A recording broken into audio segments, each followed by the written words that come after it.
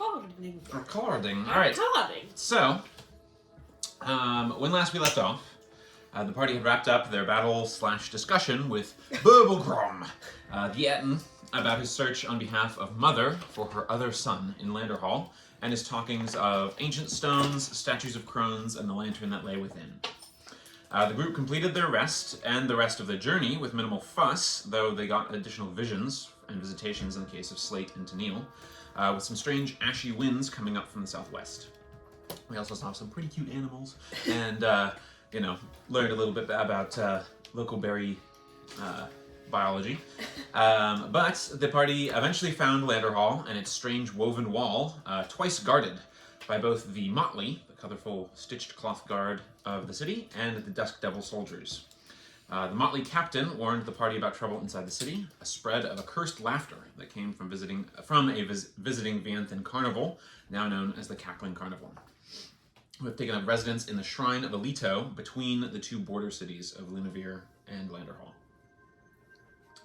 There was a less than warm welcome from the Dusk Devils and their first Sergeant Leslin, who sharply questioned the group about their knowledge of the missing comrades that the group had come across before. And with some help of Flo's sweet-talking, they at least avoided immediate and unwinnable confrontation. And at this point, there was a centaur who approached from the other side of the gate and said he vouched for Tennille and his friends, calling Tennille something known as a Ronshani, and making references to the Verndeosil who walk with Tennille. The centaur wears numerous tattoos, similar to that of Tennille, and a carved, shifty mask of obsidian.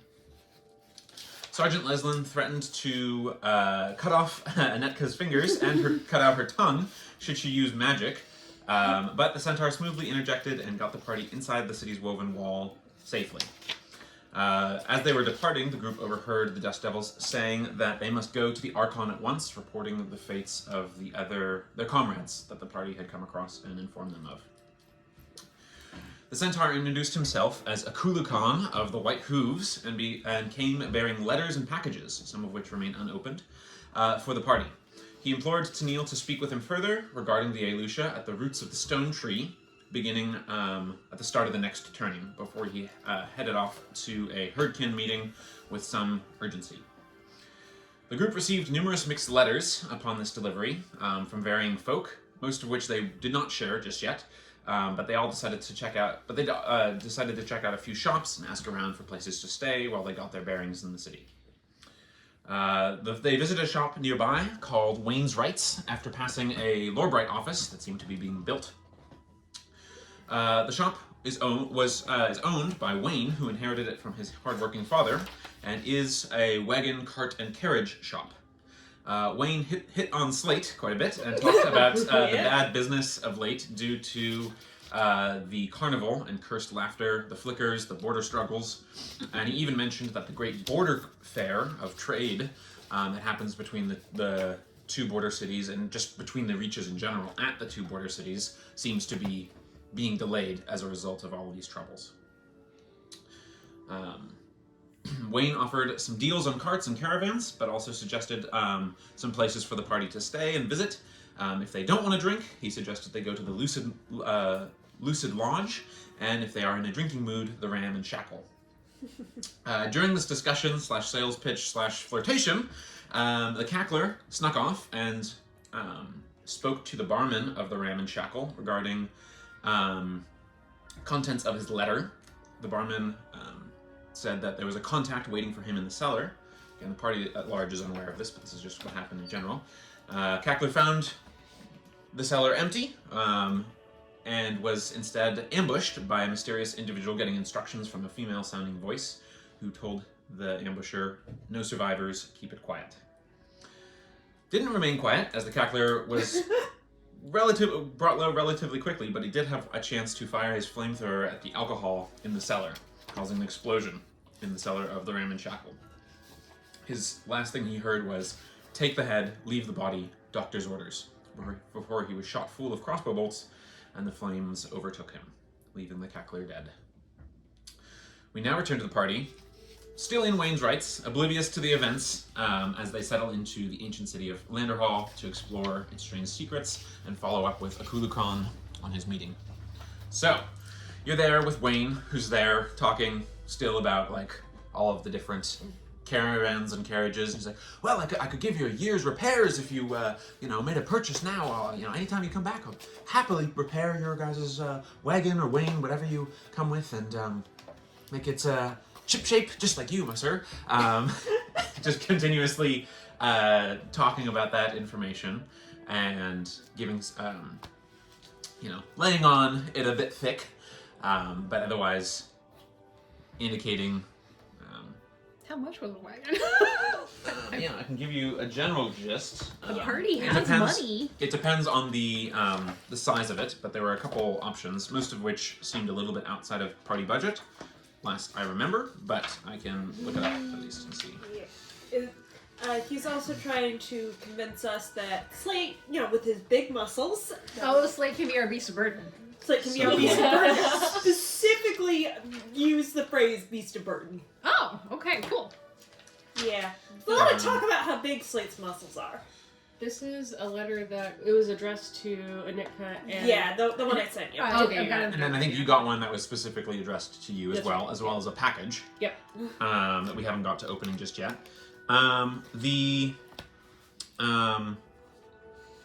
wagon would be about open top wagon would run about 70 gold. The cart would be about 30, and then the carriage would run about 250. Yeah. We actually could buy the cart if we wanted. Yeah, the cart is like a two-wheel kind of situation. Yeah. Two-wheel pull cart. If we really need to, we can afford a cart. Yeah. So that was. We'd also need to buy animals, because I think we determined as much as this guy's trying to convince the Slate is a beast of burden, he'd start stacking on exhaustion real quick. But hey, good to know. Particularly in more difficult terrain. So you guys are discussing prices as Wayne lays these out. But within, a bit of time, you guys are doing this. Well, I suppose if there's nothing that you're going to be making a purchase, you're welcome to stay as long as you like. But I did hear that you wanted to investigate further parts of the city, so don't let me keep you. But come back anytime should you just come into more wealth, or if we want to work out some more deals, I'm sure we'd be able to make something happen. But welcome to the city. I hope that you find your stay very pleasurable. Thank you. Is there any shops or places you'd recommend going? It depends on what you're looking for. There's a lot to find in Landerhal, trade hub as it is. But many little carts here and there that might sell the odds and ends, but certainly depends on what you're looking for. Is there something that you're specifically interested in purchasing? I think we're mostly tourists. Clothes. We might want to update our wardrobes, just even cheaply, before we go to Shadbeer. Yes, a few of the skiff cart vendors and Vianthan caravan sort of folk will have quite a few broad varieties of cultural cloth, everything from Umarin wear to Skefmirn heavy clothes, depending on what your needs may suit, and so you'll be able to find quite a bit. If you're looking for mounts, perhaps to pair with, I have a few drawing beasts here for some of the carriages, but if you're looking for something more exotic to ride or pull, then the stabled Pride towards the north side of the city is a good bet. If books and ancient records are sort of your preference, then the Carved Ledgers is a great place to start. Hedgeborn Magics has a few things that odds and ends for the more arcane or individual persuasions. Mostly all within limited parameter. I believe most of it falls into the category of restoratives and other potions, concoctions, and such likes, but you might be able to find a few things, odds and ends. I've been to Rastaban's Lucent Lounge a few times myself. A pleasant atmosphere, a little calmer than that over at the Ram and Shackle. Right now. There's, if you're needing a little bit of money, though I can't say it's about how I won't speak for you, but there's a Scovin's Loans and Lending stall here, unsurprisingly. Those things are everywhere. But if you do need to come into money on a shorter stint, then that might help. Steely Stan's Smithy will offer quite a bit of options for different things. Good man, Steely Stan. He does a lot of the horseshoeing for the animals that are in my care, and he does good work and doesn't charge too much for it. So I'd say there's a fair mix. If you're a fan of music and travel knickknacks, an old retired Vianthin named Frandy, she went to stop Lanterning's Lay, which might help. She also runs a little, I don't know what to quite call them, readings, I guess, for, bless you, for gullible townsfolk. But she's said to have some more seer gift. Frandy Fareye, they called her back in the day, but I'm not sure if that still holds. But Lanterning's Lay is the spot, at least in that regard. Those would be the main shops that I'm at least more familiar with. It seems like they're coming up with another Lorebright building. Those Prismere folk are building it not too far across the street. Maybe you saw it on your entrance. And as far as tourist attractions, well, I'm sure you already saw the Stone Tree and Hearthhome, but the Valley of Shrines is always worth at least learning a little bit about other cultures' religions. Thank you. This all seems quite interesting. At the very least, I'd like to go chat with the Lowbright office.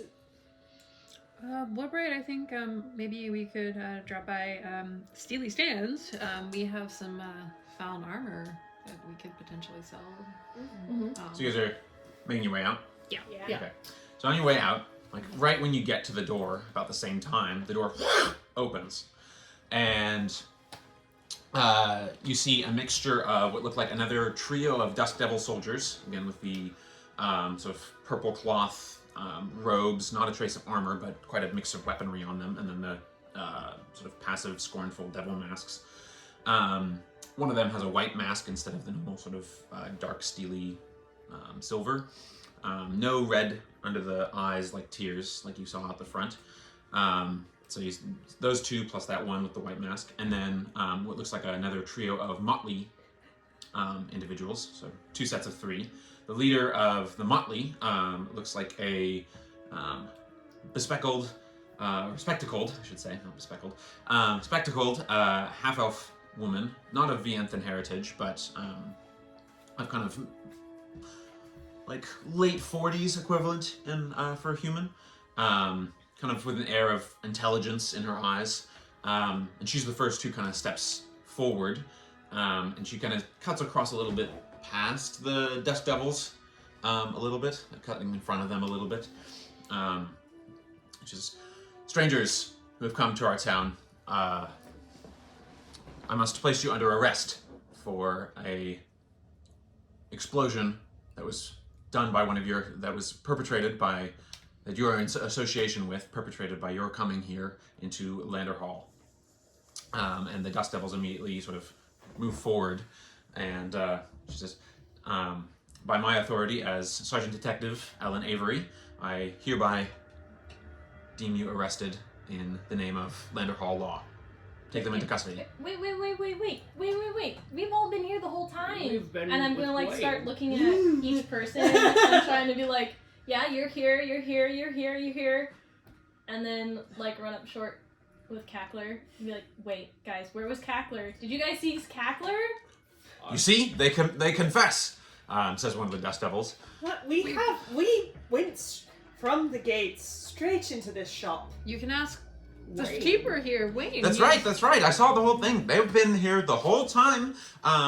We've been talking. They asked my expertise on the town and on some purchases, and I was showing them my fine craftsmanship.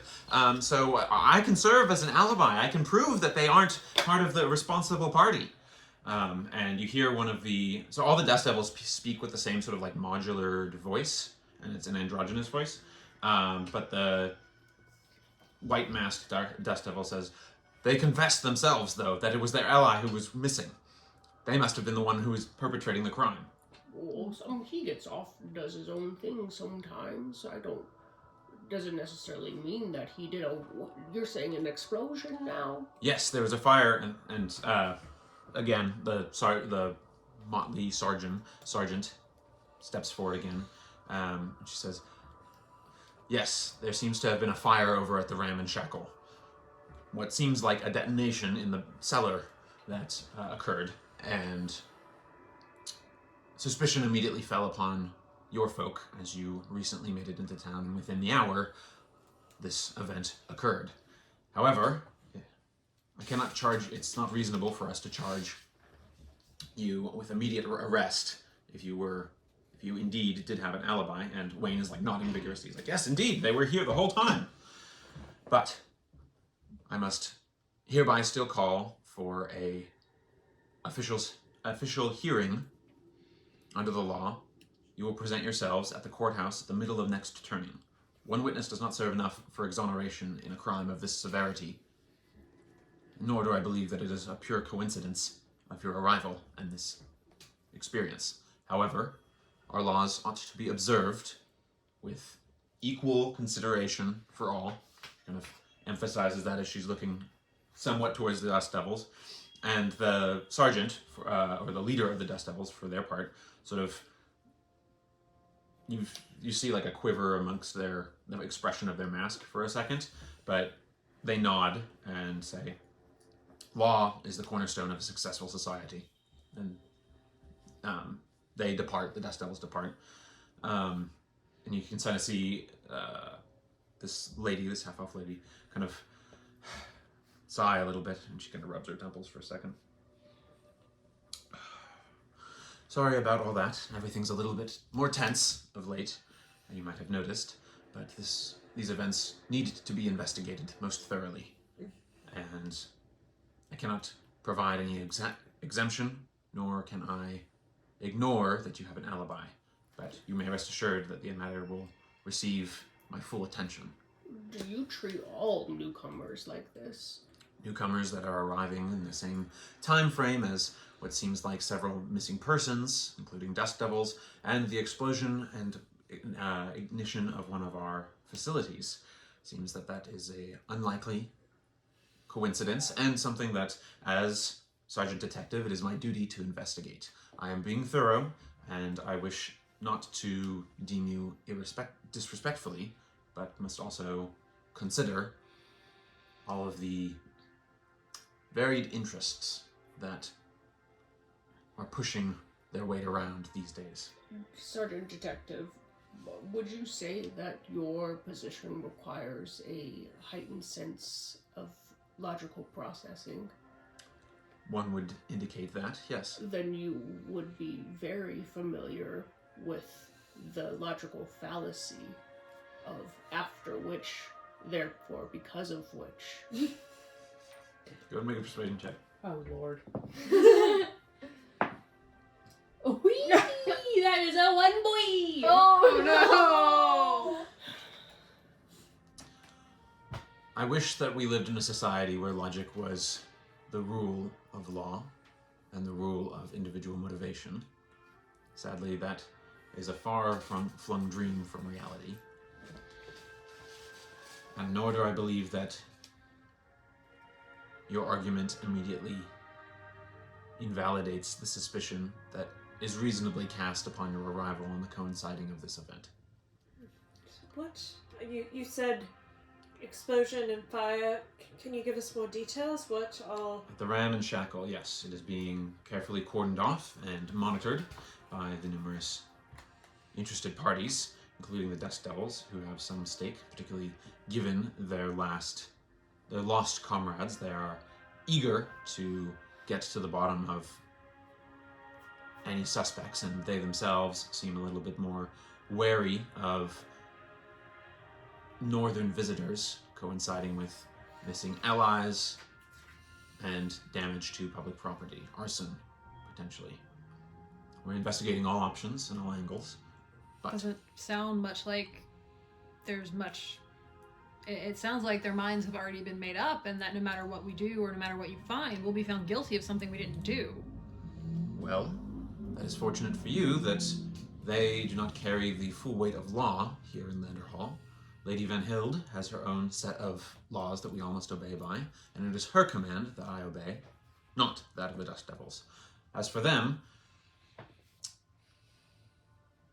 they may talk a dangerous game, and they do have a special unfair disposition towards most Northerners, but, as you just heard them say, law is the cornerstone of their society. Their laws may be different from ours, which is where conflicts may come up, but they do not serve as the full end of justice. And I will assure you that your trial is seen with careful consideration, rather than a violent predisposition for a predetermined outcome.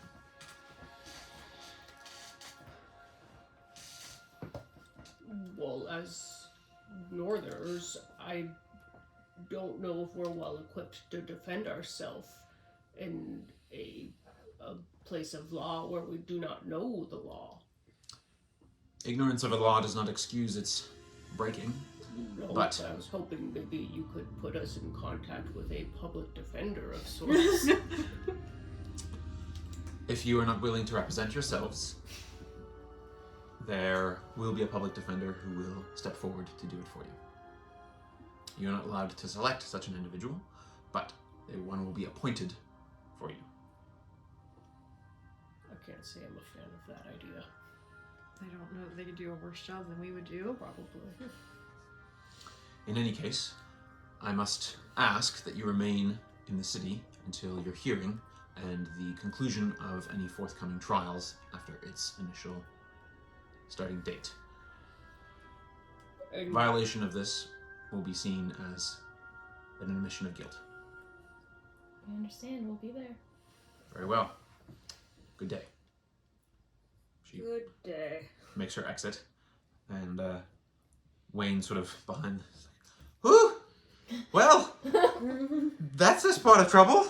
I'm not sure that I'll be able to lend too much help, but what are you doing middle of next turning? I can certainly present myself as a witness at your trial. That would be very great. Yes, I would happily, anything I can do to assist and make sure that I speak to your upstanding character. And she, again, sort of looking at the height of Slate. Well, and Slate sort of, I can't do the Australian accent super easily, but I believe that would be most helpful. This is all a bit of a turn. Why don't we go and see what the Cackler might have gotten up to?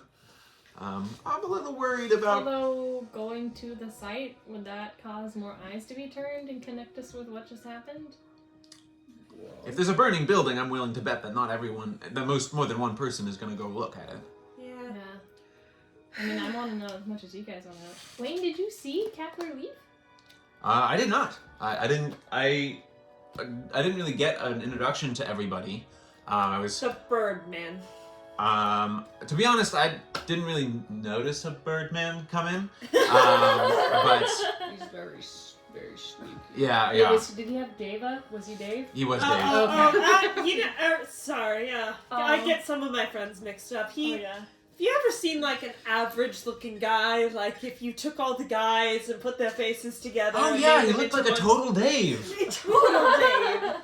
Yeah. I did see him briefly, but he was a rather nondescript gentleman. Yeah.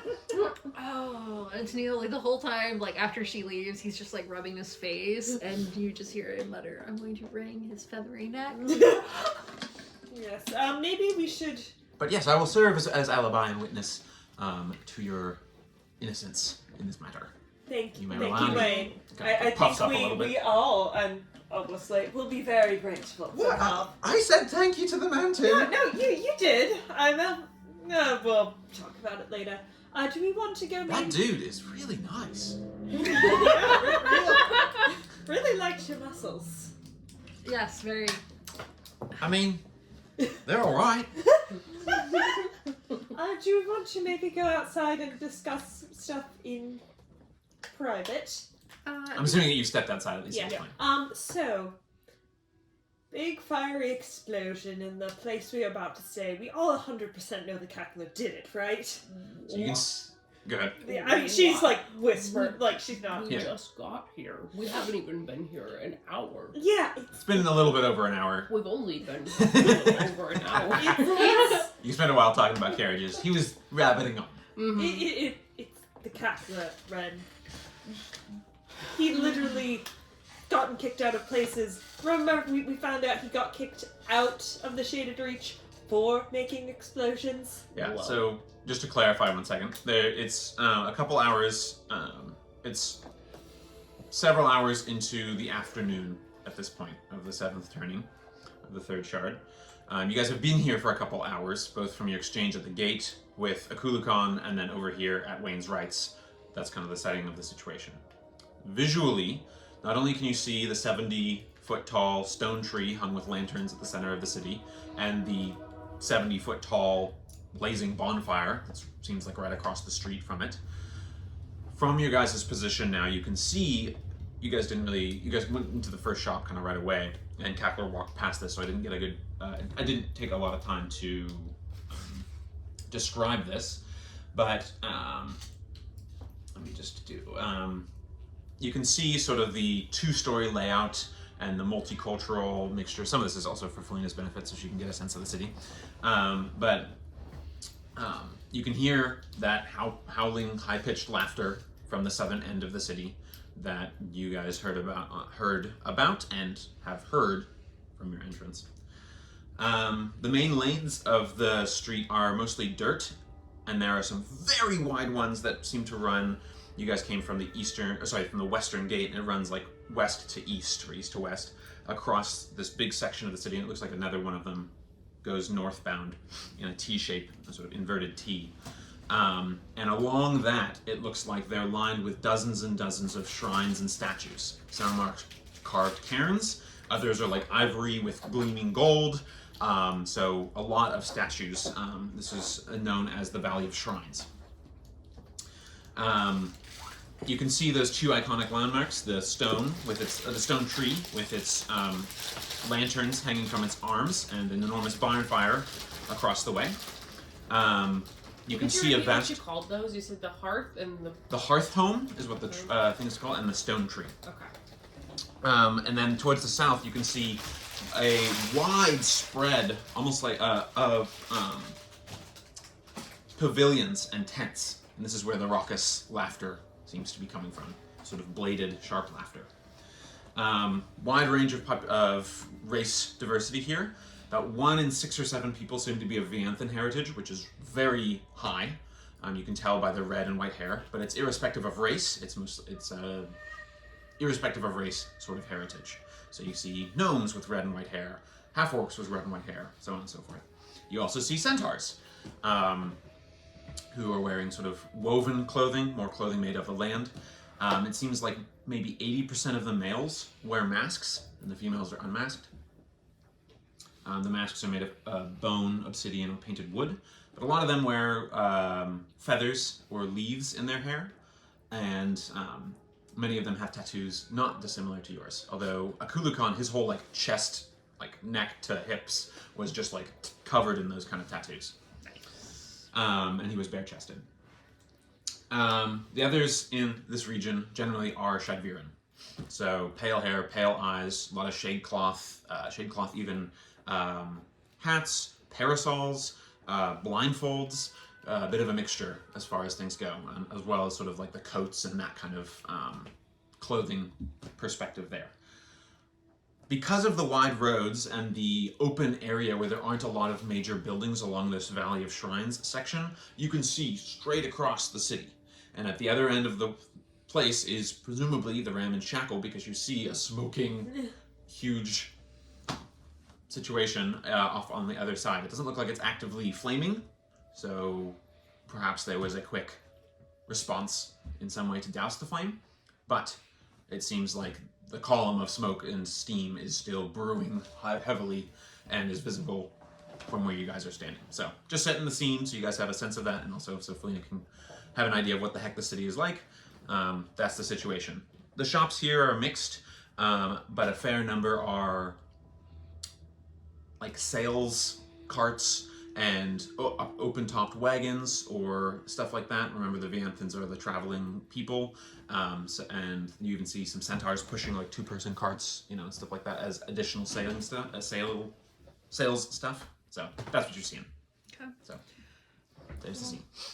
I mean, I feel like it might be useful as we're making our way to find Chirps, presuming he has not already been arrested, to sell that armor because we might need money for bribes. Do you think this is... Look, I'm not.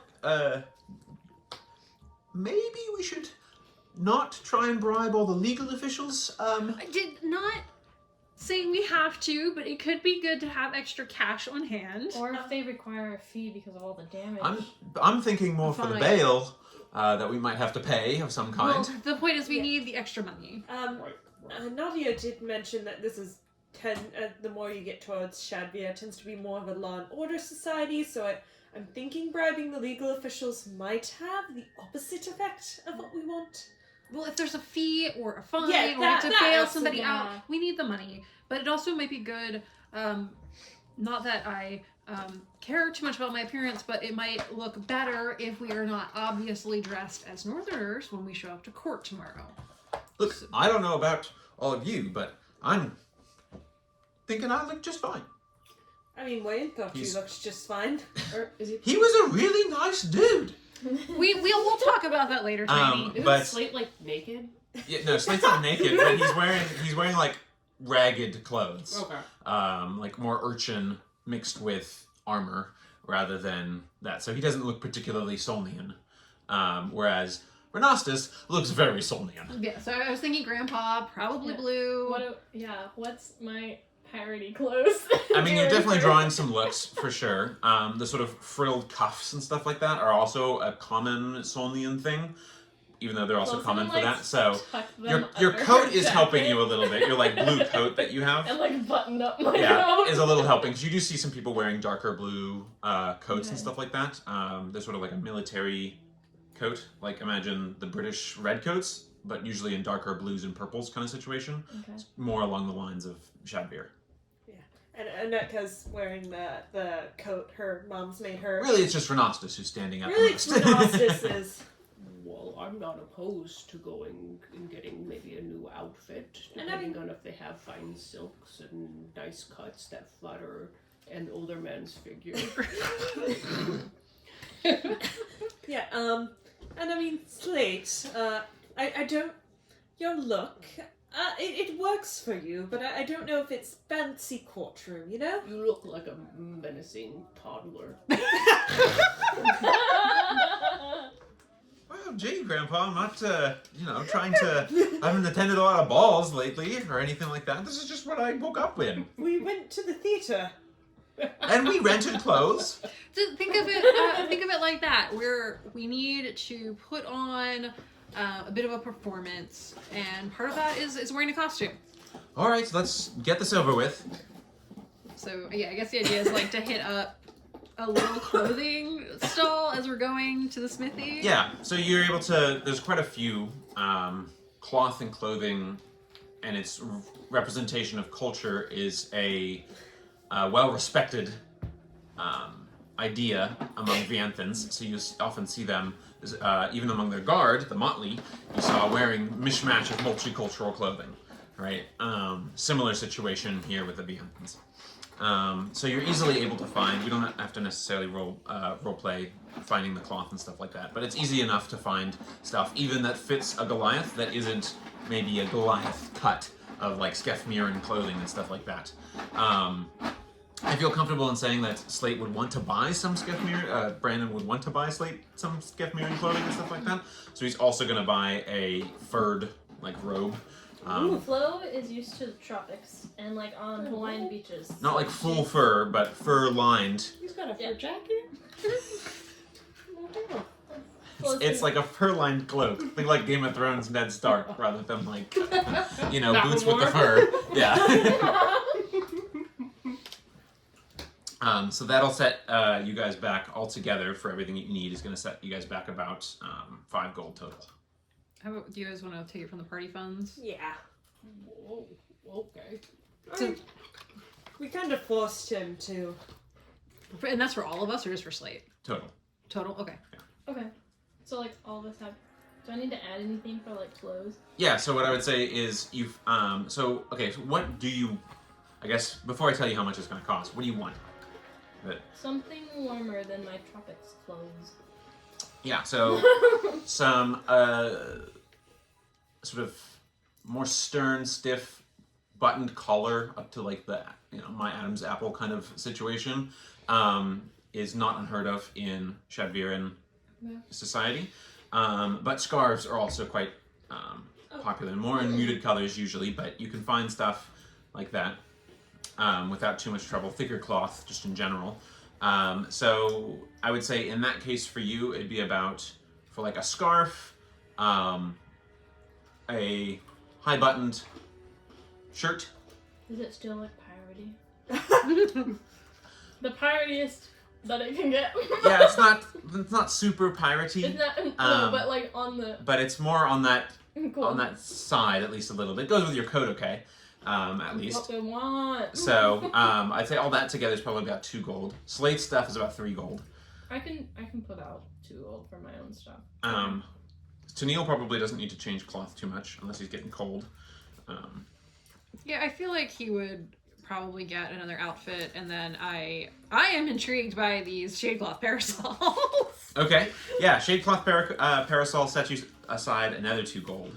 Okay, so How much would a shade cloth like blindfold be?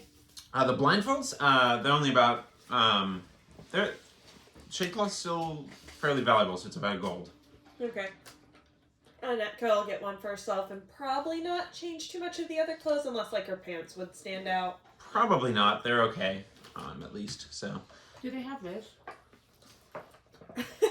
not in something so vibrant of color in those tones. It's it would be more of like a mauve and burgundy I'll go for burgundy. kind of coloring, mixed with a little bit of like deep purples. What do you call the men's a fur ascot? Yeah, you can find an ascot. Maybe not fur, but yeah, you can find an ascot. Those are also pretty common amidst Shadviran men, and those are generally done in either tones of deep blue or of varying shades of lighter gray to dark gray. Black is generally not a worn color in Shadviran. But altogether, that kind of coat plus the ascot and stuff like that, that is, all it's sort of like Victorian era, Victorian-esque kind of looking. All that's probably going to set Grandpa back another 3-4 gold. Okay. So 3.5 gold. I figure you would see my clothes underneath my hide armor, so I would probably just keep the armor and grab a parasol so I can be fancy on the road. And Annette's trying at this moment to like look as much like she has Southern heritage, which she does as she can. But blindfold, it's a blindfold, it's pretty obvious. The coat, the symbol of the weaver out and centered. Yeah, you might change your hairstyle differently a little bit. Yeah, Flo's gonna take her pirate hat off and just like tie her hair back. Since her hair is kind of like woo all over the place all the time, she still has to like hold it in place. Yeah, sounds good. And you said it was like more braided. Yeah, more braid situation, more single braid is pretty common. Single long braid is pretty common for ladies, or done up in sort of a braid that goes to a braided bun. She'll do situation. that. So those are usually the more common hairstyles for Shadviran ladies, or long-haired men too. People who have about shoulder-length hair just wear it sort of that like princeling style shoulder length. But usually it's cropped fairly short amongst military individuals of any gender.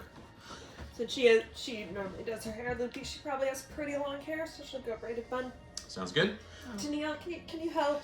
I'm actually going to take the gloves off because it seems like this is a place where the tattoos would not get a second glance, and then I'll help you with your hair. Thank you. Yeah. Okay, so with all that, you guys are gathering those. Did you also want to try and go and sell your armor? What armor are you trying to sell, by the way? We picked up.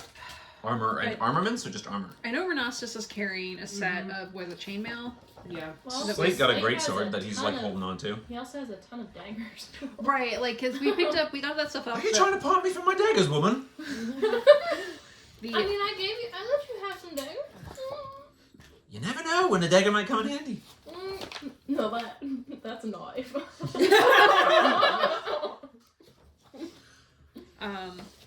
I think the goal was to sell the chain armor because none of us can actually use it.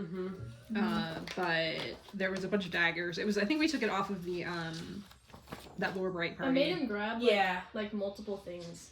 Yeah, he has a great sword. He also picked up a great sword, but he's probably gonna want to hold on to that. There's 3 daggers. I think I took one of the daggers. He has Because 13 daggers. he has. Depending on how at one point when I lost my dagger to the mushrooms, I took one of his. Like I asked him for one of his. I did not try to steal it from him. Well, are you saying you like a knife? Call that a knife?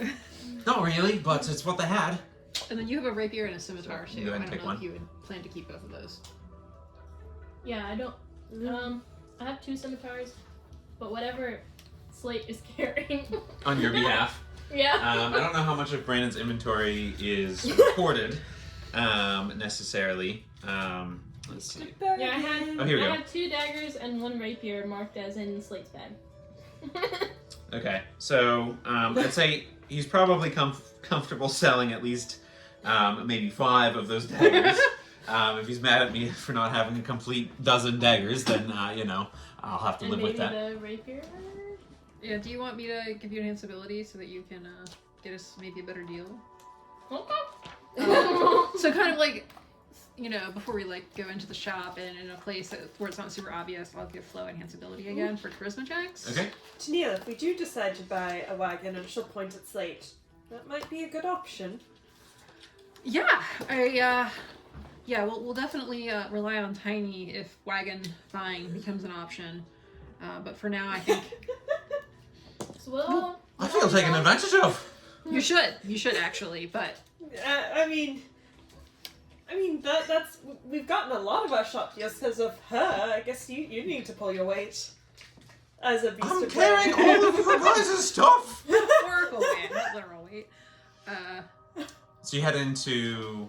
What all are we getting rid of? 5 daggers, the rapier, and a set of chainmail.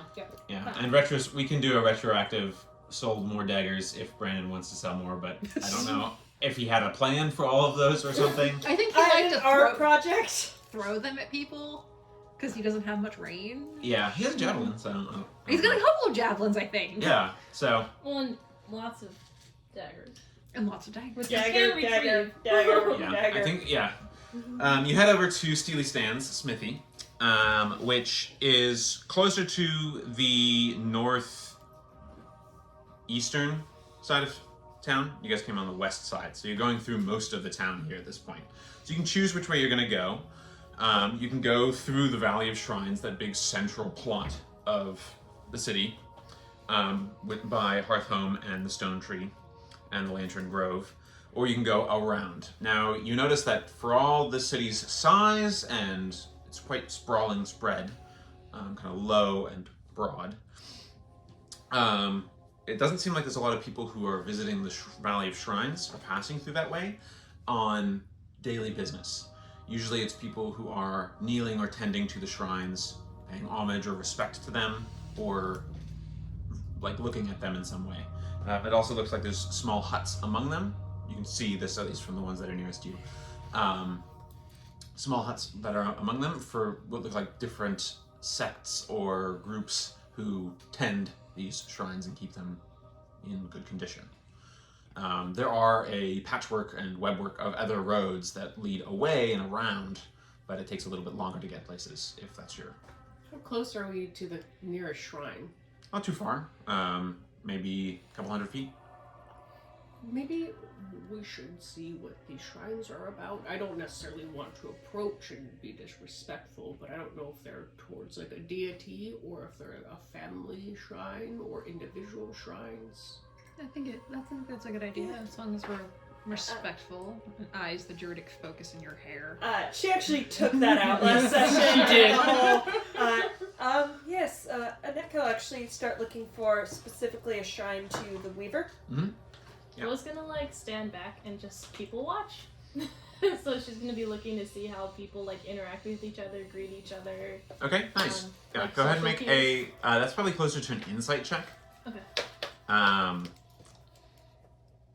But we can also get just a general perception check from the party. I'll roll for Slate. And we're still in sun, right? You are, yes. Although your shade cloth thing kind of helps you a little bit, so I'd say it doesn't. It reduces your distance vision, but it doesn't give you disadvantage if you're looking at things that are like by you.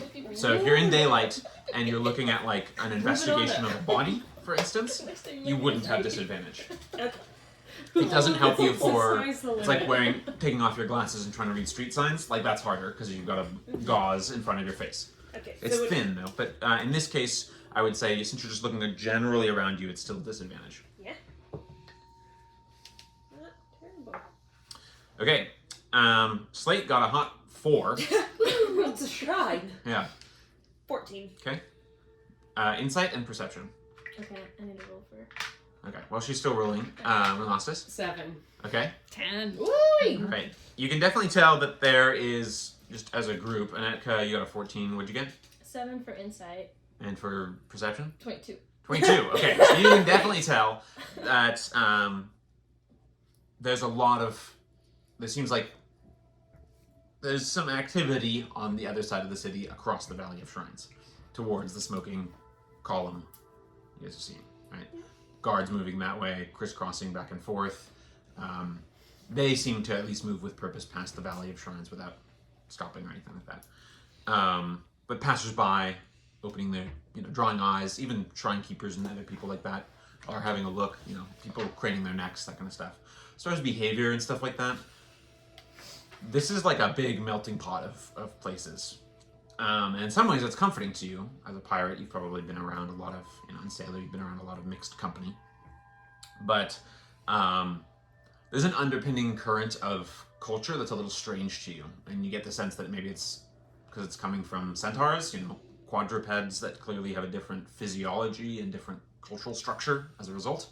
What you're noticing at least is a difference in architecture and layout of the buildings and streets. There are a lot of ramps leading up to places, for instance, crisscrossing roads that seem mostly dirt and grass and stuff like that. Easier to canter along and stuff like that than like cobblestone. So stuff like that in general is kind of what you're noticing. But culturally, you notice the difference between the male and female centaurs. The females seem to go masked. The males seem to go masked. You get the sense that this is sort of, with that role you wouldn't get a lot, but you get the sense that this is sort of like a, women are allowed to wear their faces openly, and men less so. It's like men are supposed to keep their faces hidden. That's what you get the sense of. So that's the general perception of what you guys are looking and seeing overall. But you head to the nearest shrines, and you start seeing. So this is like the, cutting through the winding roadworks is this vast pathway that spans across the city like an inverted T, like I described before.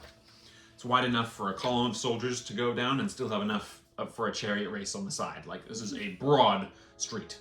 And again, that maybe plays into some of the structural differences in its culture.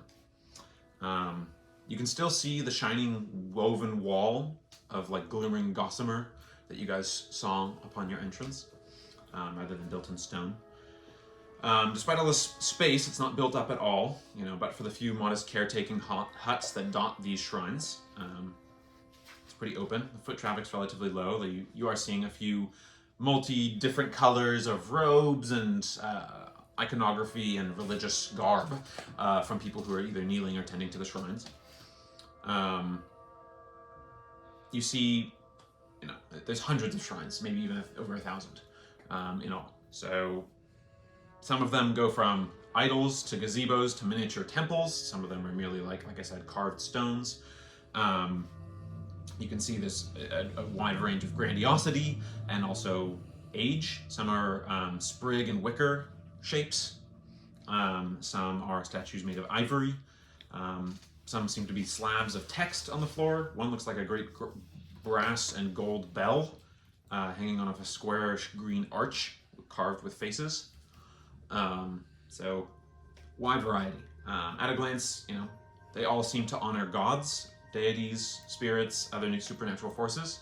The one nearest you guys seems to be paying homage to the twins, Lady Winter and Summer. Or Ladies Winter and Summer. Make a religion check.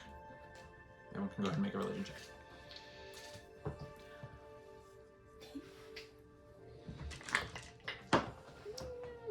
Yeah, Slade is not rolling hot today. 9. 10. 10? What is word more? 13. 11. 13, 11. Sorry. No, it's okay. 5. 5. Not super high, but you guys at least recognize some of the ones that are more Solnian oriented. You see a 3-armed statue to Norandi, the Fate Weaver. You see candles of Urusa, the Revealer. You see both aspects of Alavax, the Twin Dragon. You see all of the 13 seats, including an empty crescent-shaped throne, in fact. They sort of grouped together on this. You actually see them more as you're making your way north, like they're positioned closer to the Solnian middle side of things. But you're also seeing what, upon closer reflection and maybe some revulsion, you do also see some even terrible icons to the despoiler deities among the kindlier gods. Theirs are perhaps the least decorated and most ancient seeming, but they're given a place beside all the others nonetheless.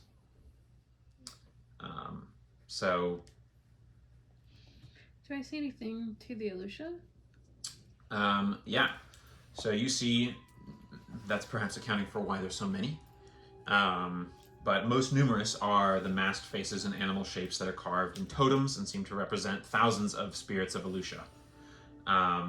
It's hard to recognize any in particular because there's so many. Okay. But they're done in the same aesthetic style that you've seen both on, that match like Akulu Khan's mask, that match some of the visual representation that you've gotten from some of your visions, some of your spell casting. You're making that connection. You can see deities of the Skefmerk, the strange idols of Natera, stuff that's far off and strangest, from far off lands that you don't recognize.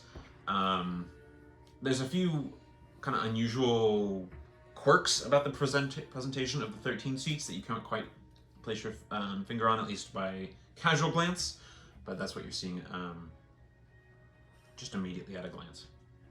And I'd like to go up and take a closer look at the shrine to the Fate Weaver.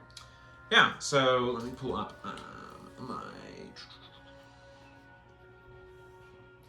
It is... Okay. Alright, so you know her as Iria, the Weaver, but there are also many other names that are sort of listed in different languages. Norandi, Lady Three Arms, the Tapestry, the Twinning Third.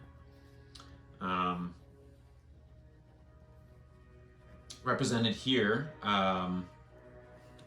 as in her sort of pale complected, long silver hair covering over her face, kind of just going in a sheet downward over so you can see an expression, and her 3 arms weaving together in like a 3-dimensional pattern. That's what you're seeing here, and your symbol shows 3 silver strands woven by 3 different hands. But now this is sort of the full capacity. She's hooded, and she has a kind of cold, austere look to her. But depending on who you ask, she's one of the more central deities, particularly in Chadviran society. You would know that that's a big. She holds a big sway over what one does with their life and stuff like that. Often has to do with what the priests and followers of the Twinning Third tell you that you're going to do, at least in that part of the world. So that's what you're seeing there. I'll look at it with her head turned, not kneeling, just standing. Just interesting, and walk back towards the group. Yeah. You also see it looks like there is a not far across the way actually from this section of the 13 seats. There's a couple things you notice. Across the way there is a small spring. It's not the only spring or pool of water, but this one has a series of stepping stools leading to a tiny little grass island that hosts a lone tree and a sky blue orb set in a white bowl. Sitting before it, actually just returning to it, crossing the stepping stones and kneeling before the bowl, appears to be a male tabaxi, robed in the colors of storm clouds and with like a lush green border, and a tiefling woman garbed in rainbow-colored armor that's glinting with 7 hues, sort of steps and stands sentry on the other side of the stepping stones. Those of you who are more familiar with it, Renostus, you might know a little bit about this. This looks like a cloud carver and her rainbow knight guard, a knight of the rainbow order. So they seem to be they have a quick discussion, and then the tabaxi individual, he turns back to his orb he's focusing on. While you're looking there in the 13 seats, you also seem to notice that the statue of Soul appears to be chained in black, like got black chains on his like manacles on his wrists. Although his face is set with the glowing orb, like a miniature lumen, which is usually generally how he's presented. Doesn't look like it's an actual lumen, but some kind of ambient magical lighting effect. So that's what you're at least immediately noticing upon this brief overview.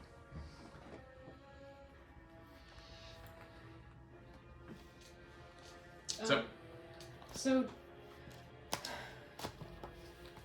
obviously we want to talk to the Cloud Carver, but do you just talk to Cloud Carvers, or are they like, I'm assuming if they have a rainbow guard, you don't... Yeah, so Cloud Carvers, very important to the Rain Pact, very important in Lumoria as a whole. 3 nations all agree that they get pretty much like diplomatic immunity kind of situation. They're guarded because their importance is such that if they their numbers grow too thin, it's a big problem for weather and crop well-being and stuff like that across the nation and across several nations. That doesn't mean they're not above reproach if they did break the law necessarily, but they have a good amount of leeway on that front.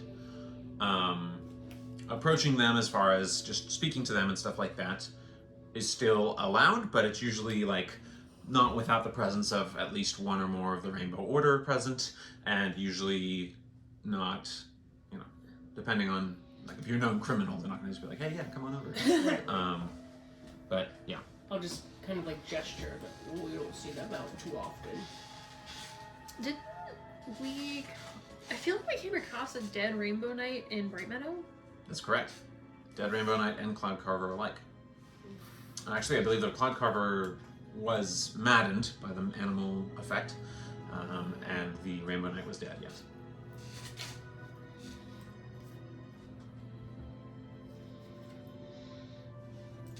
Has anyone talked to a Cloud Carver before? We just don't talk to them.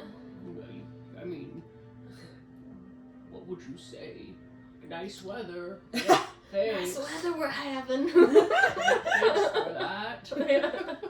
How's the weather today? I mean, this It's one, your decision. this one looks a little bit preoccupied. Do you know today's forecast? How should I dress? Cloud carvers are just Just meteorologists. meteorologists.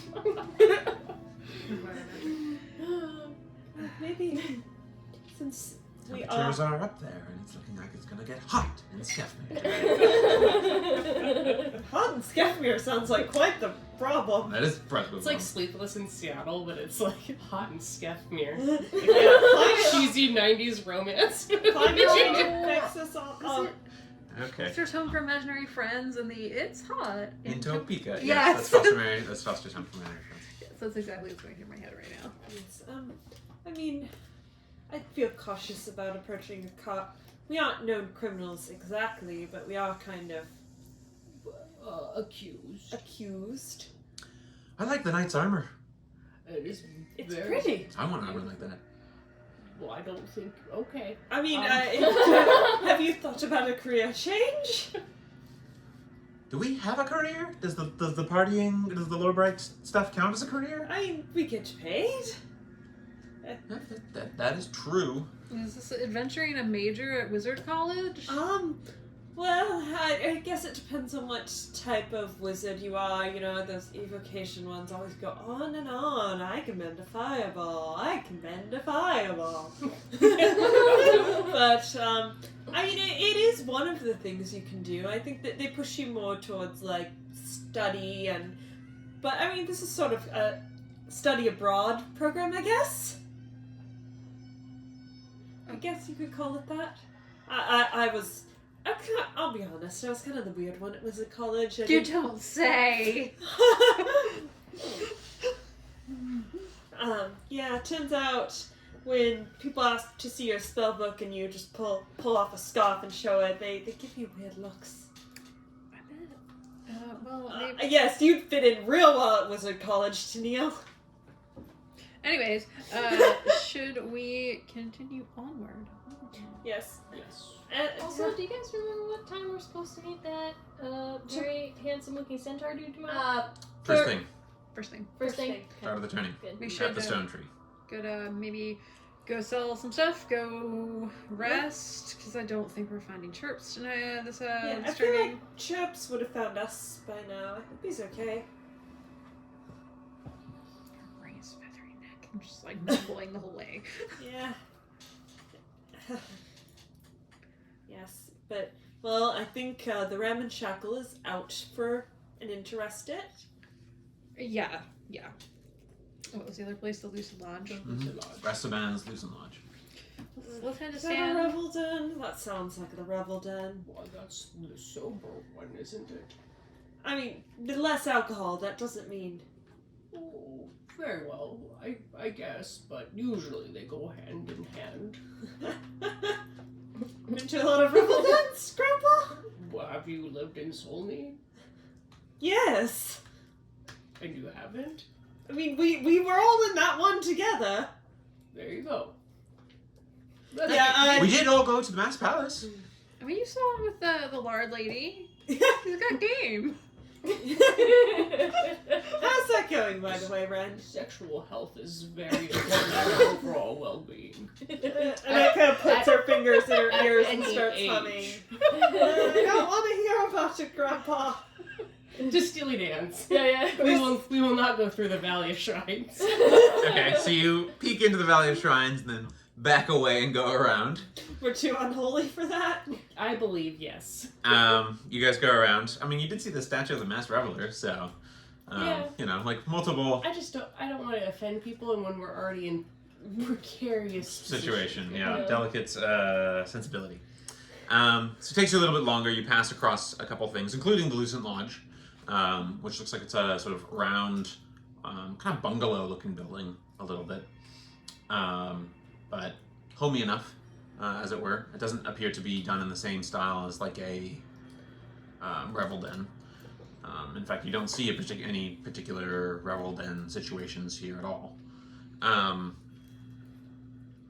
You pass what appears to be the store, the Stabled Pride, with numerous different animals stabled there, including what look like some very large... you notice the centaurs don't seem to like this area very much. They seem to like give it some frowny glances as they're looking past and stuff. But some very large horses. One horse seems to have a mane that seems to flicker with like embers.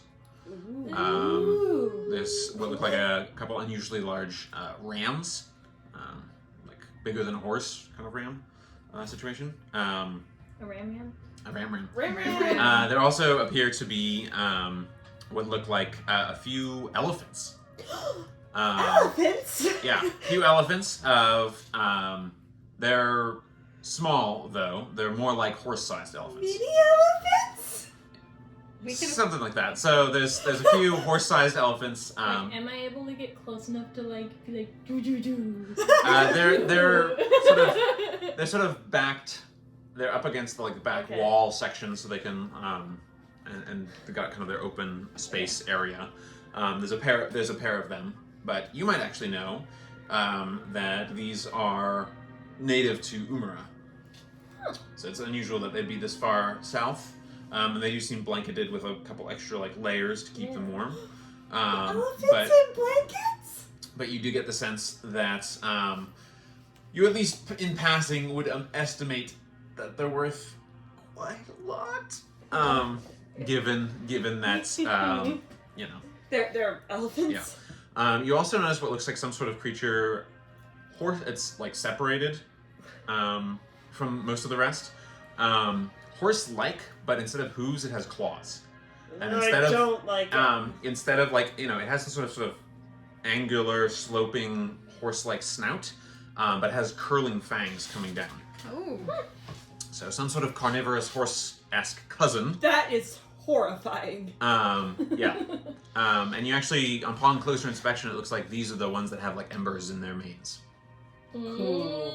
Metal horse. Mac is just looking at the... Tania, we get enough money, can we buy an elephant?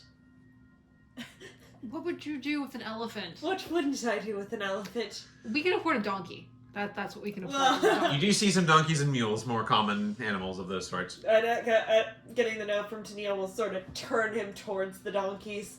Those donkeys? I mean, you are quite familiar with them. Oh no! I think we have enough trouble feeding ourselves. Maybe before we get any more livestock, and if we're going and doing this whole Lawbright thing as our careers, apparently, we might have a little bit of a harder time keeping those alive should we go dungeon delving. I'm just saying. I mean, they're the size of horses, Tania.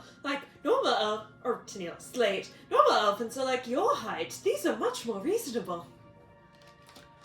Well, I'm fine with not carrying everything. At least we'll consider it.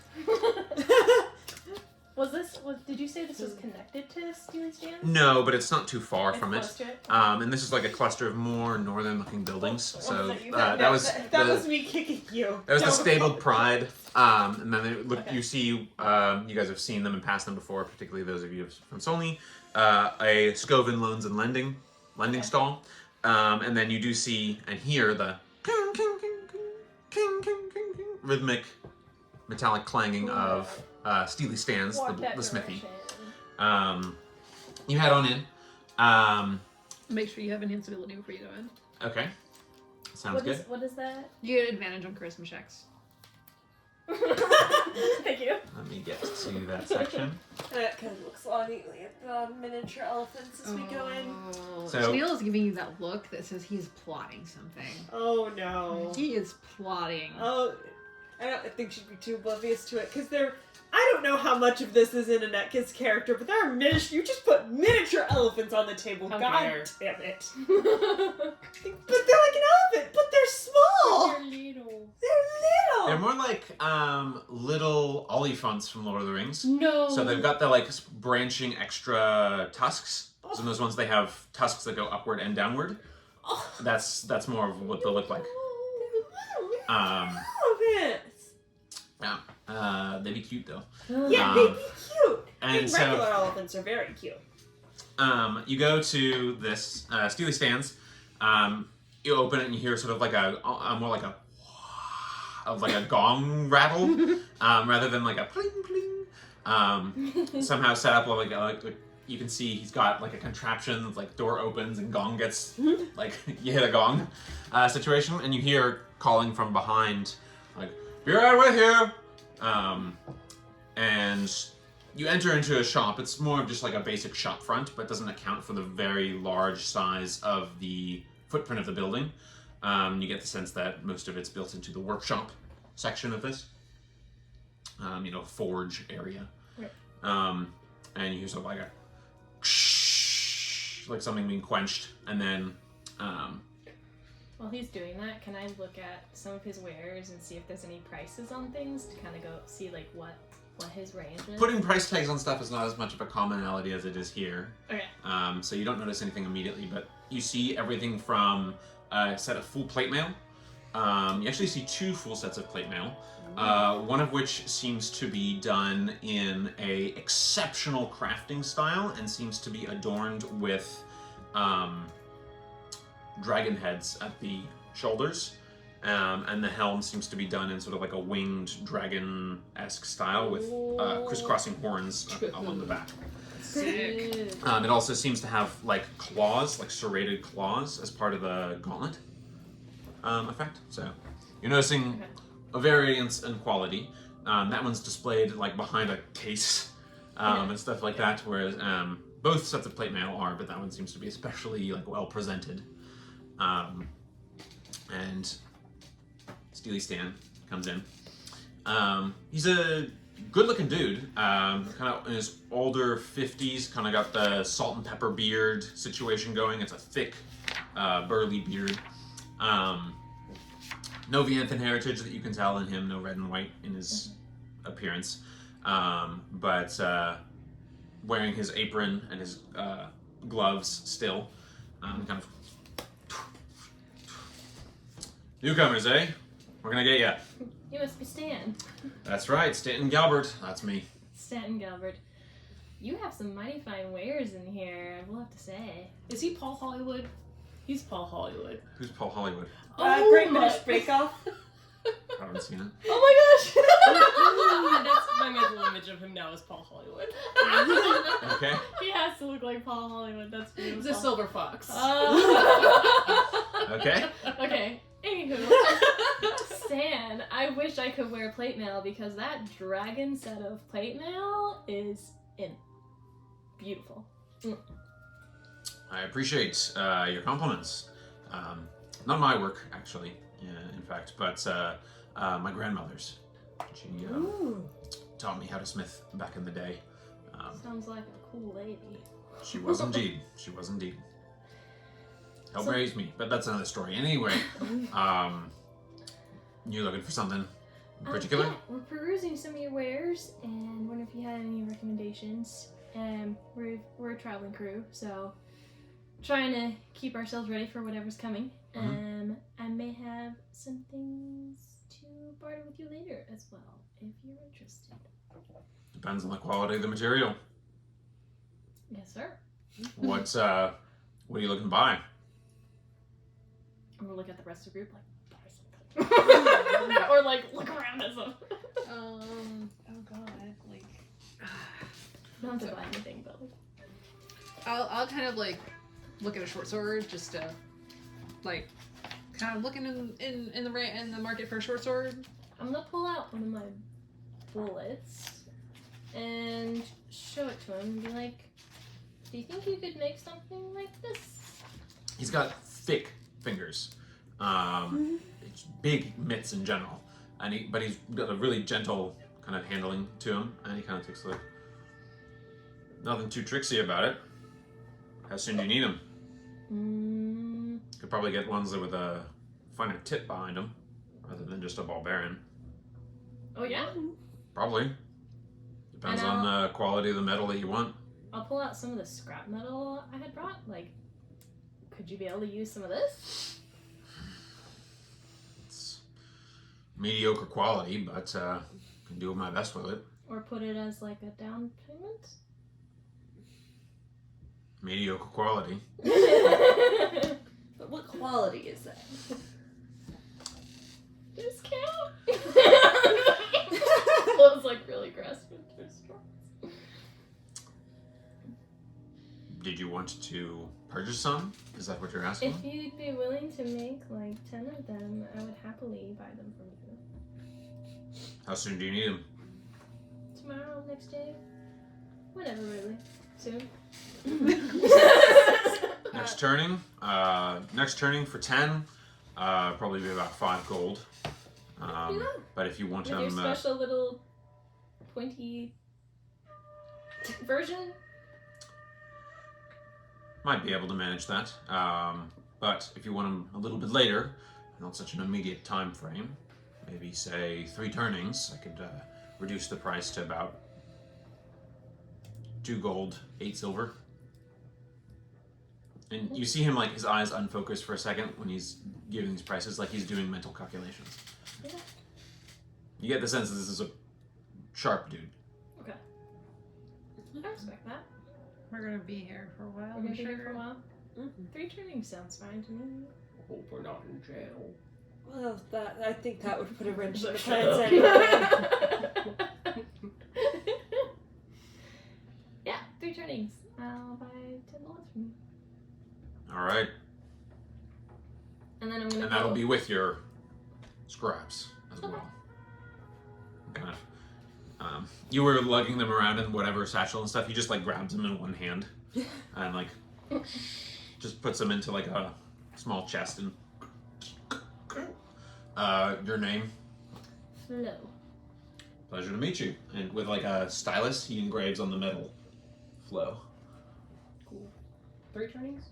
3 turnings. Yeah. 3 turnings. So Stan, I'm gonna like go grab the pile of things we have and like awkwardly like walk over and just like bling onto the counter. Okay. Immediately, without looking up, he just starts, like, handling them. You see him, like, flick one with a fingernail and, like, run his fingers along the flats of the blades and stuff like that, getting a sense of a balance of each of them. And you sort of, like, handle, discard, handle, discard, handle, discard, handle. All right. You know, like, he's got exacting standards, it seems like, particularly with the weaponry. Okay.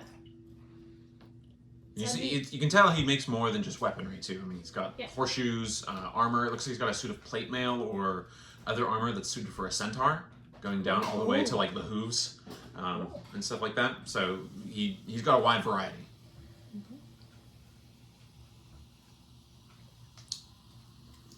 You looking to sell this? Is this Would any of this interest you? First off. might be able to shine him up a little, resell him. And if we were to say give you these items to resell, how much do you think you'd want to help us out here? I'm looking up something real fast. I'll give you 5 silver a dagger. These have come from far and wide places. These aren't your So as average all of diamonds. this. Kind of gestures to, like, all of the things that he's got. Amongst the short swords that you were looking around and stuff like that, you see some. It looks like he studied or has procured weaponry of multiple different cultural styles. So you see some of the more broad and thick that might be used in something. In some of the different cultures, you see something that's more of like a leaf-shaped blade. Very cool. Some more slender-looking ones, maybe more of like an elvish one. It looks like some that are honed to a very fine tip. Some that seem to be made of obsidian, some that seem to be made of adamantine. There also seems to be what look like they look like short katanas, short sword style katana situation, which you've never seen before and have never heard of. So quite a mixture. There's also one that looks especially cruel looking, like it gets hooked at the end and serrated on the inside opposite. So tearing through someone would be quite a vicious situation. So Okay, cool. like I said, 5 silver for our daggers. What else are you putting up? The armor. Chainmail. The chainmail. Yeah, the chainmail and the rapier. Are we doing that? I know they were yours. I don't want the rapier. I was hoping I saw it. Where'd you guys get the rapier? Do you remember? It was from the adventurers. The dead Lorbright adventurers we found under the tree. Ah, yes. Yeah, so that's steel looking older and stuff like that. And he kind of looks at the chainmail. It's only double link, not triple. I only do triple. And he's like, I'm assessing all the different things. Take a little bit of work to get it back into ship shape, but for a suit, the whole suit of mail, this is full chainmail, right? Set at about 30 gold. Okay. As for the rapier, say maybe This point's in fine shape, at least. Let me have a look at the price here. I put you about 10 gold for that.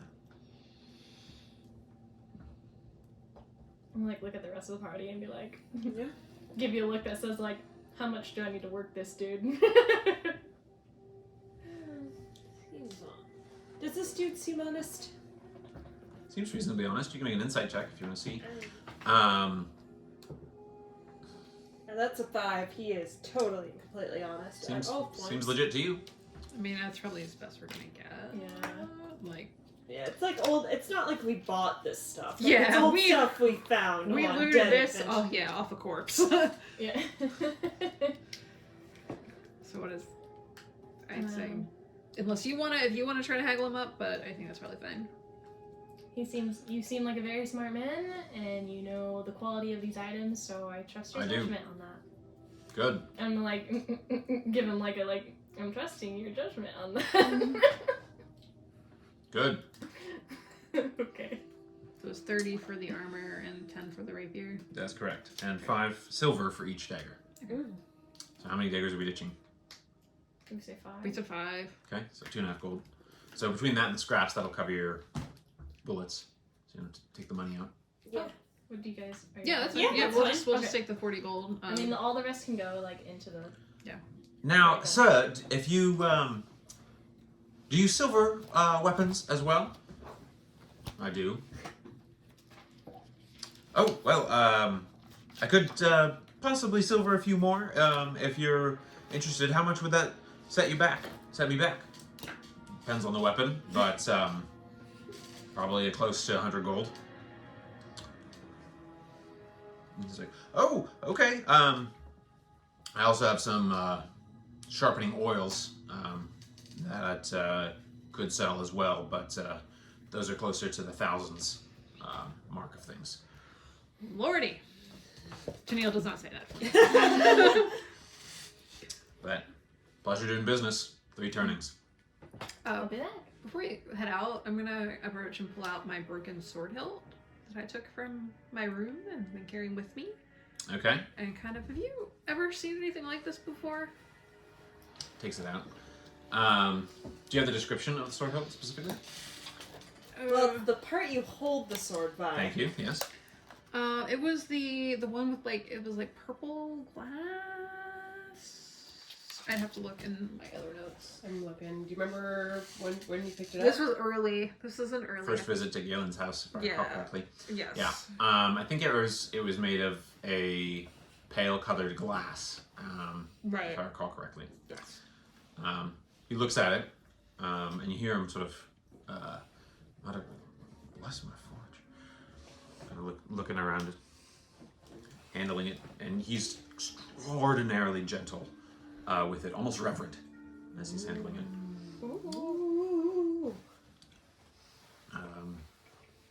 How did you come by this, if you don't mind me asking? How did he come by it? It was in my box. I don't remember how I got In it. your case, it would have been something that you would have gone, one of your treasures that you procured along with Brody's gang. So, picked it off a noble kind of situation. Fell off the back of a truck. If it came to me, not strictly ethical means. It was part of a job I did. We acquired, I see. You get a sense of, like, disapproval. Ooh. Um, Dan's disappointed in you. this, He's used to it. to my knowledge, is one of the ritual blades used by some of the ancient workers of rites and magic in association with the Elusha. To my knowledge, they are most often presented to the worthy by the spirits themselves. I've not seen one broken before. They were mostly mentioned in legend. My Mema used to tell me about stories of it. To my knowledge, there were only 11 ever made. Ooh. So the stories go, at least. But perhaps not. I would be curious to know how it got broken in the first place. But I would also point out these are rumored to date back to either the Great Migration or the founding of Landerhal. So very old. Indeed. I don't really honestly remember which job or how I came across it again recently and felt like I should figure out what it is. I don't know how it was broken either. I found it this way. Do you know if it's something that could be restored? I don't know what this material is, which is not something I say often when it comes to weapon work. But I'd be honored to give it my best efforts should you come by the other pieces. Well, keep that in mind. I would like to see it restored. As would I, though I fear that I lack the requisite tools to do it justice. If legend is to be believed, these were forged in the Hearthhome, which is the great bonfire at the center of town. Okay.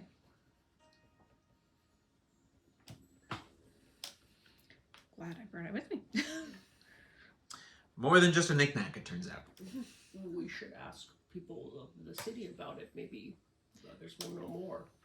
Maybe we should be careful who I flaunt this broken sacred blade in front of. Yeah. Yeah. You Maybe hide that you in at the least photo. remember that the person that you hit up with it for it, lesser member of the Scoven family. Oh, I don't feel bad now. Yeah, lesser member of the Scoven family seemed to be a connoisseur / collector of rare items as status symbol situation. Okay, yeah, I don't feel so bad now. See, liberating things from people who don't deserve them. That's Robin Hood of sorts. yeah, exactly. Like, you know. Steal from the rich An and angsty then... Keep it for myself. Yeah. It's a neutral Robin Hood. You know. Okay. Well, thank you. I'll let you know if I come across the other pieces. See that you do. Take care not to lose it. I'll kind of like tuck it way back into my bag very deeply. Shall we check out the inn? Probably, yeah. Thank you for your time, Stan. Thank you for your money. Pleasure doing business. He kind of turns back to his workshop behind. Alrighty. I'm a bit worried that Chips hasn't rejoined us. You know, I'm a bit worried myself, to be honest. I don't imagine he's doing too well, up to no good on his own. Well, if he was connected with that bonfire, I hope that he didn't get singed by it. I mean, he didn't leave any of us a message, did he? Or he can't do the magic you do, right? It's only you two that can do that magic. Slate checks his pockets and... Oh, well, this is awkward. It seems like he left me a note, sort of reverse pickpocket of me. Unfurls it, and it says the name is Alan. It says the name is Alistair. Jeez, the name is Alistair Singe. I'm the one you know as the Cackler. I know not if / when we shall meet again, but if you find yourself down south and in cahoots with the Cove's Key, mention my name to Virtuous Vint. I'm a lot more worried now than I was before. Where in the Nine Hells did he go? Maybe we should check out the burning building after all, Yeah, before we bed down for the night. What was the name of the person? Virtuous Vint or Alistair? Singe. No, to Vir- say his name too. Virtuous Vint. Okay. Brody warned us about Virtuous Vint. Yes, let's go see if we can see anything. We should probably stay on the outside, keep on the up and up, not look like we're returning to the scene of the crime we did not do. Okay, so you guys pass sort of more towards, angling back towards the Valley of Shrines, and you can see the stone tree and its lantern grove. Sort of a series of iron hooks and other small saplings and makeshift trees carved from wood, even ones carved from obsidian and bone, all hung with various multicolored lanterns.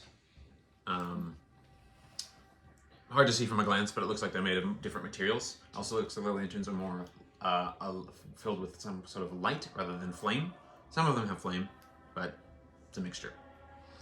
You also pass a spot called Lanterning's Lay, which is the music / tarot card, fortune-telling kind of space. But you also head to the Ram and Shackle. Here you can see the scene has been kind of taken over by the Motley and the Dusk Devils, who have cordoned off a lot of stuff. You also see what looks like... let me pull up this proper section here once I get to the right section. You see sort of like a gruff guy, sort of grizzled mane, a little sweaty, human, portly. He's got an apron on. He's got an orange, fiery mane of hair and beard, and he's kind of talking distressedly with the Motley guards and stuff like that. There's two red-headed ladies who look like they could be maybe his daughters. At a glance, it seems like this is maybe an innkeeper or barkeeper or something like that. So, talking distressfully with the guards. You guys see what looks like the burnt out section of where the cellar would be, surrounded by Dusk Devils and Motley guards. You see the same sergeant investigator, sergeant detective, Ellen, before. She seems to be arguing with one of the Dusk Devils. You kind of just overhearing it a little bit, but it's sort of one of the Dusk Devils says, "What happened to the body? It was here. What did you do with it?" And the sergeant detective is sort of pacifying, saying, "As I said, Lady vanHild has secured the scene and will sort out all concerns, trials, and investigations personally to ensure the highest level of conduct." And the Dusk Devil sort of says, "The Archon will be watching all of this with close interest. I'll make sure of it." And Detective Avery, Ellen Avery, she responds saying, "That's your prerogative, but mine is to obey my lady's command." So you're getting that like brief exchange, but like you're not able to get closer than like 20 feet from all the guards and stuff, who are sort of like, and there's a crowd of various onlookers seeing this smoking pyre. It's starting to disperse now over time. You guys spent some time in the metal shop and so you started looking around, so it's had time to like build up and disperse a little bit, but that's what you're seeing at least initially. So. Are there any like particularly gossipy looking people nearby, like the little old ladies who Looky just loos. yeah Yeah, go ahead and make a perception check. with a disadvantage? Yeah. Oh, boo! That could have been really good. 9. 9. Not too many. You do see some people who are, kind of pointing and looking and stuff like that. But at this point, the guards are coming over. A few more brusque-looking, burlier Motleys coming in and saying, "All right, guys, show's over. Go back to your day. Go back to your work." Kind of situation. So you're not really noticing in particular too many. There are a few who are kind of lingering a little more than others. You know, there's like a skinny, like lank-haired looking dude who's kind of just like checking out a little bit, and then kind of gets pushed along by the guard and goes back to wherever he was, whatever he was up to. He heads more like on the north side of things. On this part of town now, you guys are on like the direct eastern end here. You're not too far from the Pavilion Palace, which is the name for all of the tents and stuff like that, the white tents and things like that. Some of them are big, you know, tent pole, pavilion, overdone kind of situations, marquees and stuff like that, and others are small tents, and they're all mishmashed together, but you're hearing this sort of like coming from them in like a raucous combination stacking effect. So you're just hearing that.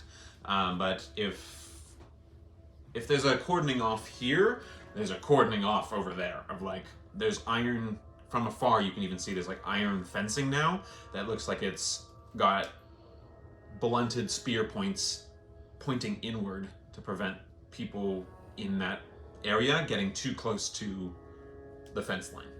So what was this area called again? The Pavilion Palace. Pavilion Palace, okay.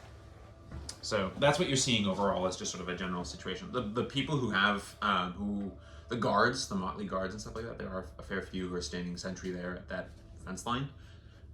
This is across the Valley of Shrines from where you guys are, but it's not too far in general. You can see the guards there have very long poles with like crooks on the end, almost like a shepherd's crook. But it looks like they're using them to kind of, you surmise they're using them to like help keep the people inside at bay. I kind of want to go to the dude with the like lanky hair that was kind of hanging out, and just kind of sidle up and what's going on here? Didn't you hear? There was like a fire or something. I can see that. Do you know what happened? Well, that's the rub. Everyone says that some out-of-towners did it.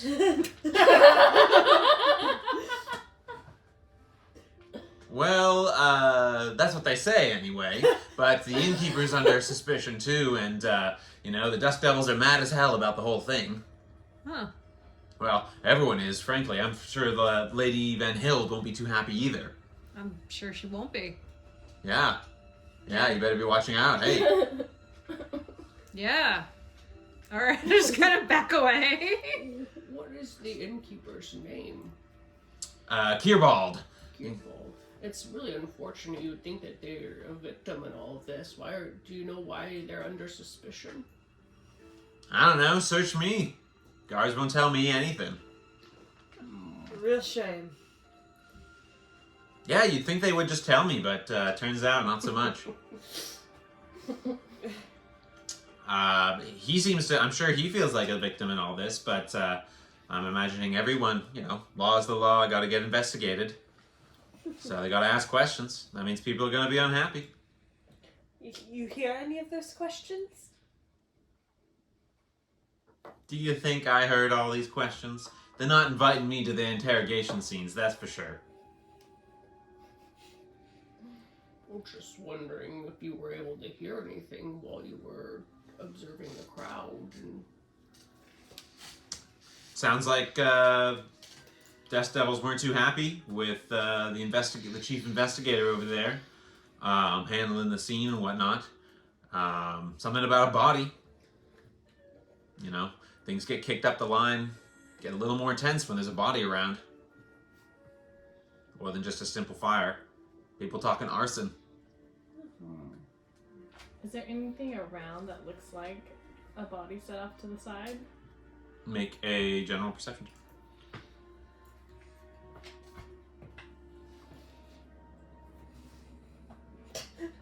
Almost looked like something else.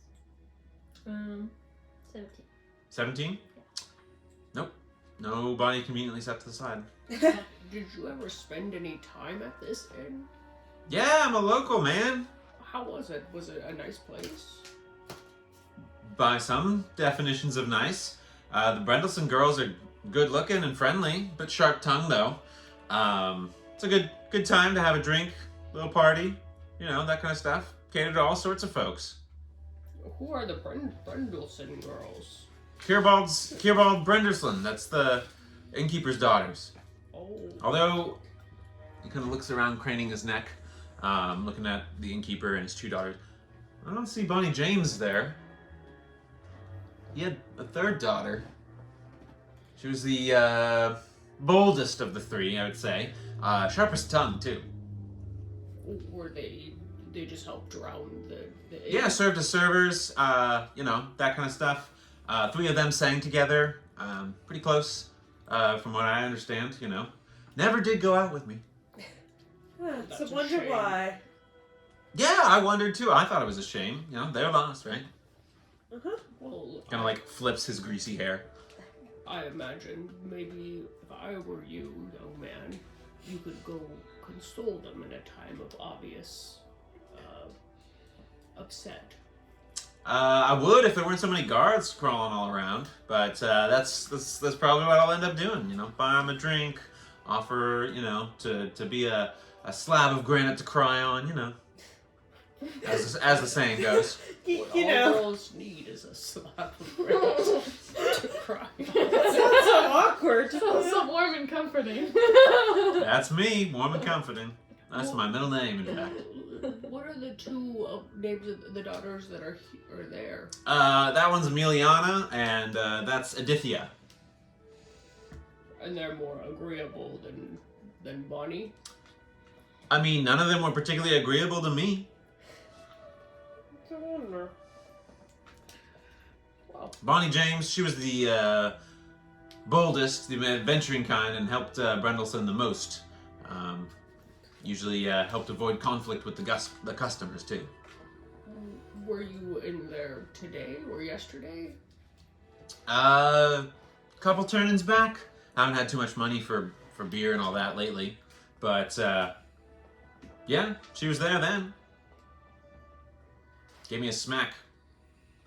What'd you do? Said some things. I was just being friendly. Oh, I hate this man. They're everywhere, though, aren't they? Yes! So I hate him. Flo's like fed up with this dude. Yeah, it's really- She's gonna be like, Annette well, comes nice reaching talking for to you. her. Maybe I'll see you in the next tavern. Yeah, that'd be fun. We should go get a drink sometime. What was your name? None of your business. Oh, hard to get. I get it. Yeah. Well, change your mind. I'll be around. See, Annette's actively kind of reaching towards where she keeps her magic I guess focus. we can't stay at this end, so we should be making our way to the other. Thank you. Appreciate the information that you were able to provide us, but we must be on our way now. Goodbye. Ah, pissers. Aren't we all? Yeah. Right. Yeah. So after your discussion with this charming gentleman, what are you guys actually heading to the other inn? Or anything else you wanted to do? Do we want to try to find Bonnie James? Well, I feel like the less connection we have with these people, the better. well, I would say one thing in the court of law. When you stand accused, a common strategy to employ is to cast reasonable doubt upon another party. Bonnie James seems like she could have been involved. Maybe we should try to find more information about her. The inn might not be a bad place to start, too. Oh, she could have been the body that we're missing. Yeah. Yeah. Bonnie or Cackler could have killed someone that tried to. Grandpa, are you suggesting that we pass off blame to this family? I'm not saying blame, we just need to cast reasonable doubt. That sounds a lot like blame. Well, we don't know that it's not their fault. We know that it was not our fault. I mean, it was an explosion in the middle of the city. It might be, be the Cackler. It could be the Cackler's fault. Well, we need to find him to confirm or deny. Anyone have the ability to find people? Maybe you could find where Chirps or Bonnie James. If I got some rest, I could maybe target his cloak or his mask, something he wears, but not him specifically. It'd have to be on his body. And hopefully not caught up in a fire, but that's a good first, a But good I would need to rest before I could do that. take a little nap. You notice that it seems like the innkeeper's like wrapping up with his interview with the guards who were questioning him and stuff like that. Like they had one of the guards had what looks like a chalk and slate and was like making notes and stuff like that as they were discussing, and the other one had like a scroll of parchment and stuff like that. So maybe each doing it to their own preference, but making notes all the same. Another one sitting there singing songs so he can commit it to memory. Making a rap out of it. All right. Shall we? Maybe we could talk to Kierbald himself. I don't know if that's a good idea. We're very obviously outsiders. He might blame us and... Grandpa will shake a little flask. Well, we don't have to be. How long does that last? 10 minutes. Oh my gosh. I'm very stirred right now. Anyone want to party? If we find a spot, I could also disguise. And I can as well. We can give it to Flo. We need someone who is a sweet talker. I would need a disguise if I'm going to be talking, but We can stay back and watch. oh, okay. If you don't want me on the scene, I don't. fine, Grandpa. Jeez, just trying to help. Aces and their spaces, and that is not yours. Right, I'm just pulling the card. I see. Well, you also do some stibby stabs. And You're the you found that road that we couldn't see that took us to that tree that had the heads that almost killed me. Remember that? Yeah, and we got some shiny new headwear. That's definitely very shiny. I'm gonna underwear. cover it and definitely cursed. Pretty good. How was I to know? I'm pretty sure Shamil knows it's cursed. Like he knows it's cursed. Well, do we want to maybe have a conversation with Kierbald? You want Only me for to- 10 minutes? What are we gonna ask? We see just what he knows of the situation. Maybe what happened, the the series of daughters. events. As you guys are watching this whole scene, you're looking at, Kierbald and his daughters. He's chatting with his daughters briefly. Go ahead and make a general perception check, just in general. Everyone? Yeah, everyone can go ahead. And is this a sunlight? Yep, still in sunlight. It's far enough away. Yeah, it's not in good ammo. Sorry, what was the check? Perception. Perceive it, Flo. 13. I feel like this might be an investigation. 16. Nice. It's not 10. in that investigation because you're looking from afar. Mm. What was yours? Sorry. 10. Okay. And say again. 13. Sorry, who got the highest? I'm having a hard time tracking that. I think I did. With what? 16. 16. Okay. You and Slate both notice. Kierbald glances over to the crowd, one of the last people to go. Kind of a well-dressed man, sharp beard, close brush of hair. Kind of just looks at him. Seems to make eye contact with the innkeeper and just sort of like a kind of gesture, and then turns back, heading north to the side of the city. The individual? The individual. Okay. Individual. Okay. And Kierbald clocks it, and he just sort of pulls out a cloth and dabs at his brow, and then stuffs it back into his pocket. I'll point out the gesture. It seems that Mr. Kierbald is under a time constraint. Did you guys see that individual in the crowd? I was looking at my paper. What did he do? He tapped a... Tapped his wrist. And then Okay. That's... He looked out of place. He looked more Solnian, very Ooh. Solnian, northern. sharp-dressed man. Kind of like what you look like beforehand, but maybe more along the lines of someone who's trying to show off their wealth in their clothes. Okay. Oh, So someone maybe rich, maybe foolish. Hey, I like wonder if he please. fully owns the Well, inn or not. he went north. We could follow Yeah, him. let's have a conversation. Some northerners to another. We could do that. Do we want to be sneaky about it? Maybe it might not be. Heard. wouldn't hurt. We could. I'd rather not put Don't my wanna name in the spook 'em. dirt further. We can be sneaky if we hurry and get to a place where I can do some magic without being seen. Are you willing to risk your fingers or your tongue? The god only threatened me. I think my kind of magic is allowed. Oh, Just arcane versus whatever this is. very well. Spirity stuff. Spirity stuff. I would hate to see you lose a phalange. What is it with our D&D groups and losing phalange? And torturing Faye. Alrighty, so you're following Mm-hmm. the gentleman who's walking away. Yeah. Yeah. Yeah. Stealthily? Yeah. Yeah, I was Yes. gonna cast Pass Without a Trace to kind of give us a little bit of a...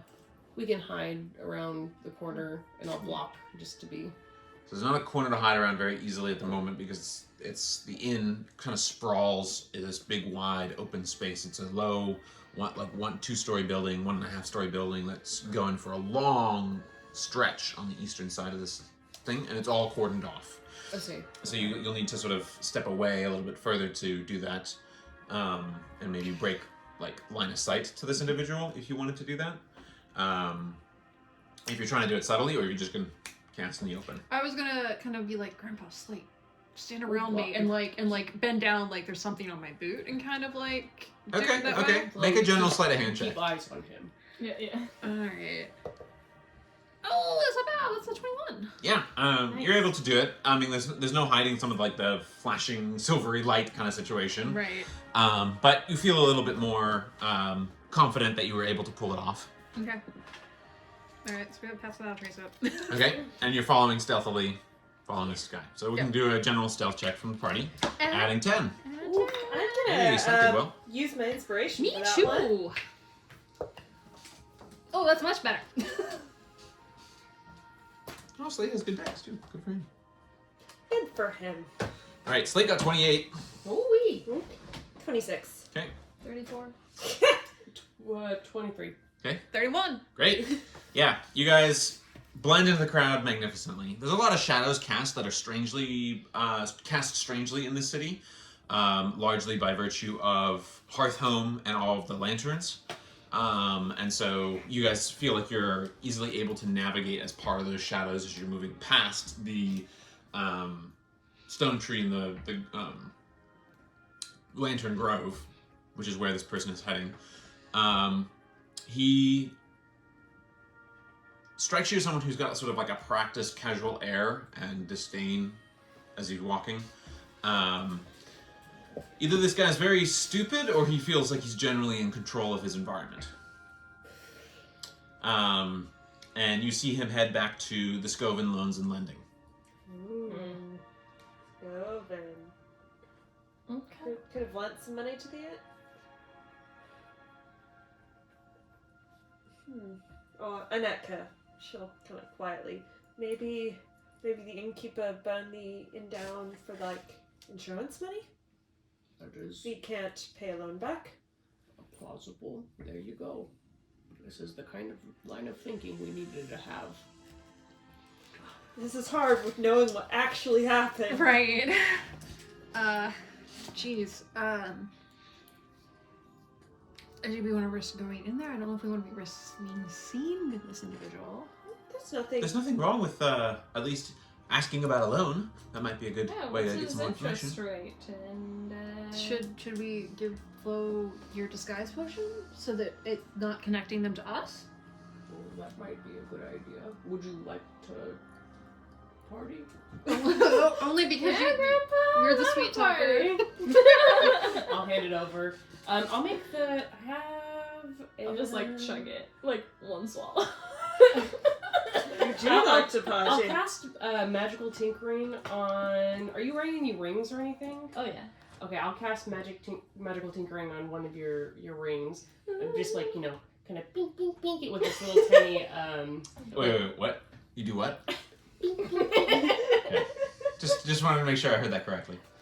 So that when it's getting close to 10 minutes, it will start like,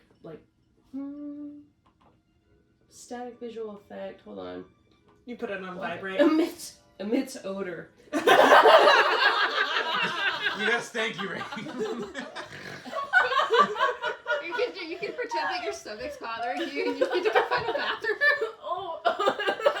Oh man, but Ale doesn't agree with me. I think that stew was a few too many days old. That's amazing. We'll do that so that you have a bit out. Stink alarm. They'll smell like rotted shrimp chips or what, shrimp jerky or whatever. Oh no. Fermented shrimp jerky. Let's go. It'll start at the 9-minute mark, so you gotta. Brutal. Okay. So you head in, disguised thusly as what? Can I look like a girl cousin of Wayne? Okay. Okay. You know, widow's peak, kind of, you know, broad-shouldered, little squat, big nose. You head on in to this spot. It's done very nicely, but it's a small, contained little space. There's a seating area for people waiting in line kind of situation, but it doesn't seem like there's anyone in line. The man that you saw is behind the counter. He says, "Welcome in. May I help you?" Hi, yeah. Money isn't always the greatest, and I heard that you have money. So I was wondering what your rates are before I buy a loan. I represent the Scoven family in this branch of Scoven's Loan and Lending. Let's start with your name first, my dear. You can call me Wendy. Wendy. It's a pleasure to meet you. I am Essios. Essios Villares. Is there a particular monetary amount of lending that you would like to procure? The interest rate would obviously depend on such a thing. We also do money changing, exchanging into trade bars, that sort of thing. Okay. What are your brackets you've got? The smallest that we would do, that's about a 25 gold loan. But we can move up from there. I'm certified to offer loans as far as 5,000 gold pieces. General interest tends to be a gold a day, and in a further percentage, every shard that you are on the principal. Depending, it's a portion, increasing percentage based on the size of the loan, you understand? Yeah. See, I was hoping to start my own business around here, because it looks like there's a lot of lovely shops and it might be really profitable around here. I see, and do you have any experience running a business before? Not particularly, so I thought I'd maybe come talk to somebody like you who knows the monies. And Indeed, we are known to finance many such endeavors. I believe we financed a gentleman who started up a reasonable general goods store in Sonley not too long ago. What's the name of the store? It wasn't my branch that did it. I just we get general newsletters about our latest big clients. So how long have you guys been around here? I would say that I myself have been here for about 3 years now, but the Scoven branch here has existed for several decades. It's an old family, strong ties with many parts of the Reach, both Reaches, in fact. Yeah, I feel like I've heard your guys' name before. Indeed, we are a well-reputed reputation, although I hasten to point out I am merely a representative, an employee of such a family. I'm not of the family. Ah, okay.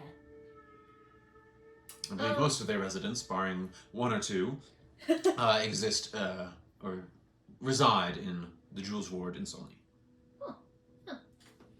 Cool fact.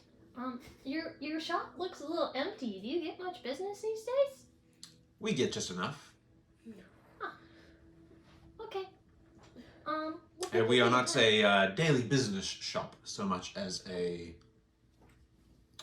prolonged business arrangement facilitator. I see. Sounds official. Indeed. If we were to arrange some sort of loan for your up-and-coming business, we would indeed need to make it official. What sort of business did you say you were going to be starting? Oh, I'm a clothing store, as you can tell. Oh, Like my car. I see. It is colorful. Thank you. Made it myself. Make a general deception check to see how well you're But I selling made this. it with what I wanted with the disguise. Yeah, that's true. But in general, you're doing a lot of lying in this conversation. I know. 17. Okay. He says, well, what sort of monetary amount would you like? Starting a new business can be quite costly. Employees, location, all the resources that you'll need to sell your fine wares, the infrastructure necessary to process business orders, to order in new inventory. That adds quite a bit. And you can see as he's got a stack of platinum coins just like there on his desk behind his little window. And as he says each thing, he's like stacking a coin, like representing things. Ew. I would be like, if I were to start my own shop, that's about, a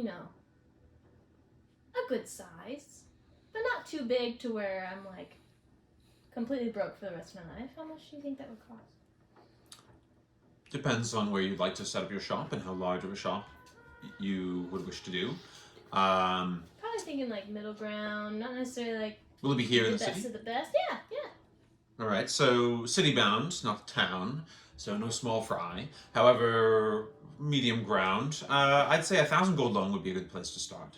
Okay. And what do the rates look like on that? 35% every shard. Okay.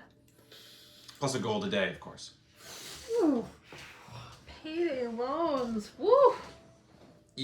Like, very obvious, this dude's a loan shark, right? Like this, like, if ever there was loan entrapment in D&D, like this installment of it at least is a lot. To be fair, 1,000 gold loan, right? It's a big loan. Yeah, it is a big loan. It's big monies. That'd be money.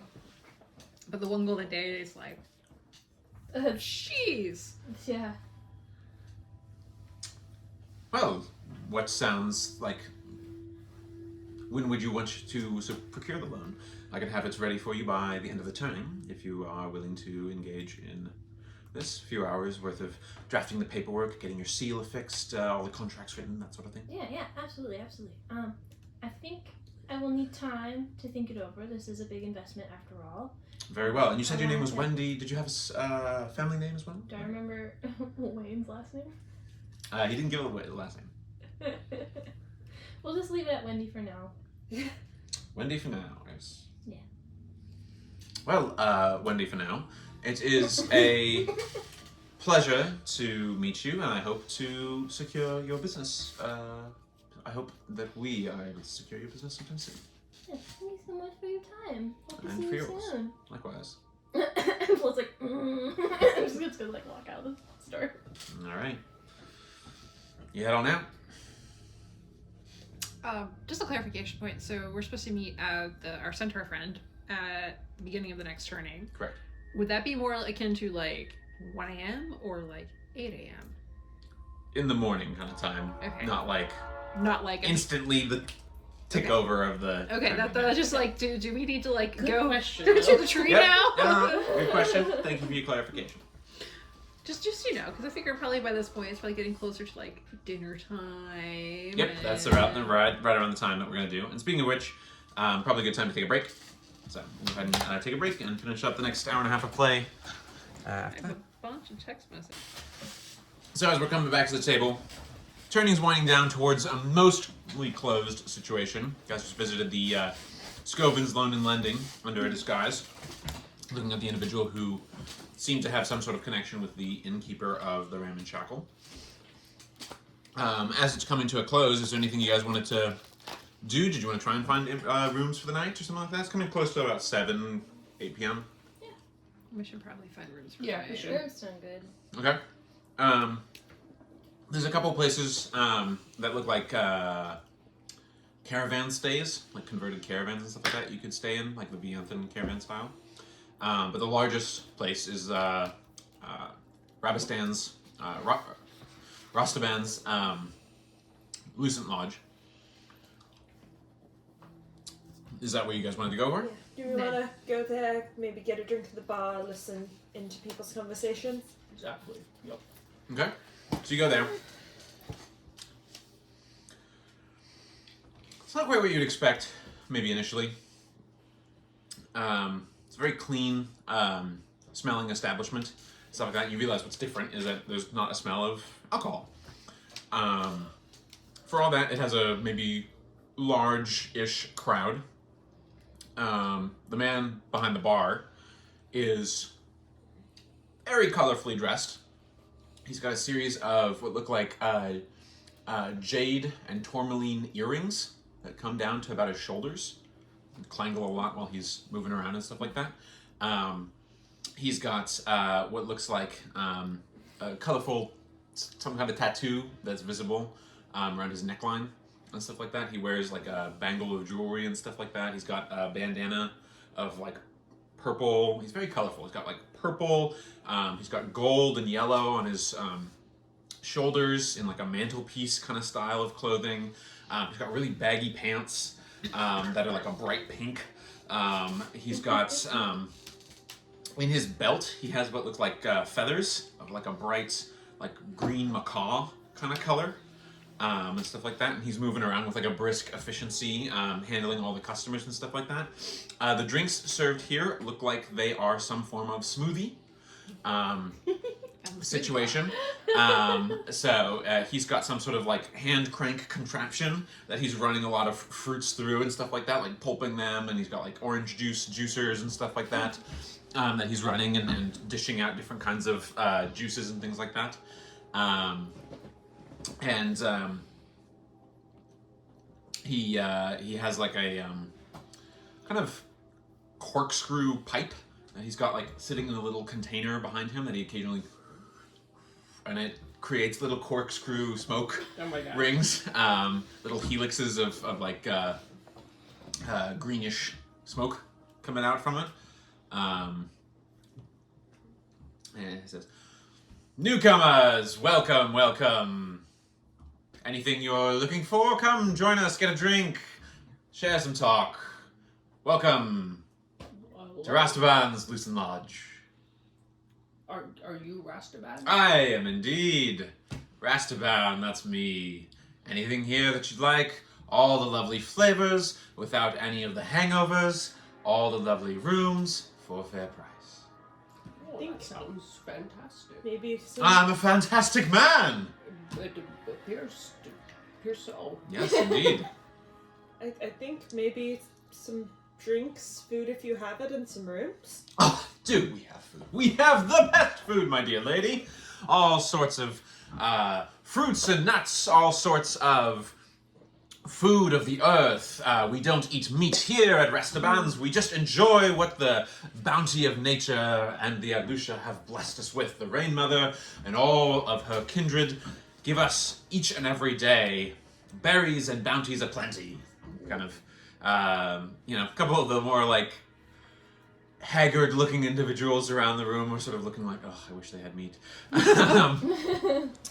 But he is. I'd be happy to pull up some nutcakes and sweet cream for each of you, and drink of your choice. I'm sure you'd be able to find something very good combination meal for 5 silver a head. Very fair price in these strange times that we're dealing with. And as for rooms, depends on if you'd like to share or split a room yourself. See, we have 5. How many does a room fit? Depends on how close you want to get. We have some private suites, if that's more your style. We should get at least 2, I think. 2. I snore incessantly. I might want a private room, and I'd be happy to pay for that. Maybe me and Tennille and Flo and Slate? 3 private rooms. That'll be a 6 gold total for all of you. And I get 2 for mine.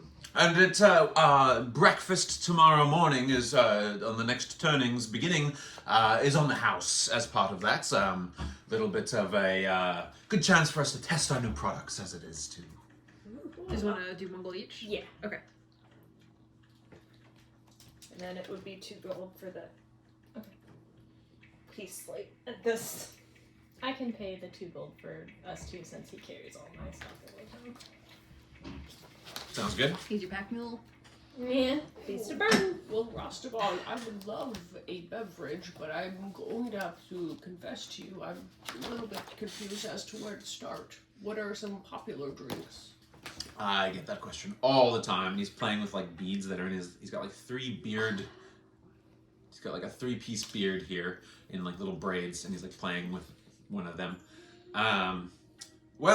There's quite a lot of variety, and I pride myself on customized drinks, mixing to your preference and flavor profile. Do you like sweet? Do you like savory? Do you like citrus, lime, sharpness, sour? Well, I suppose I like things to be a bit sweet, a little bit of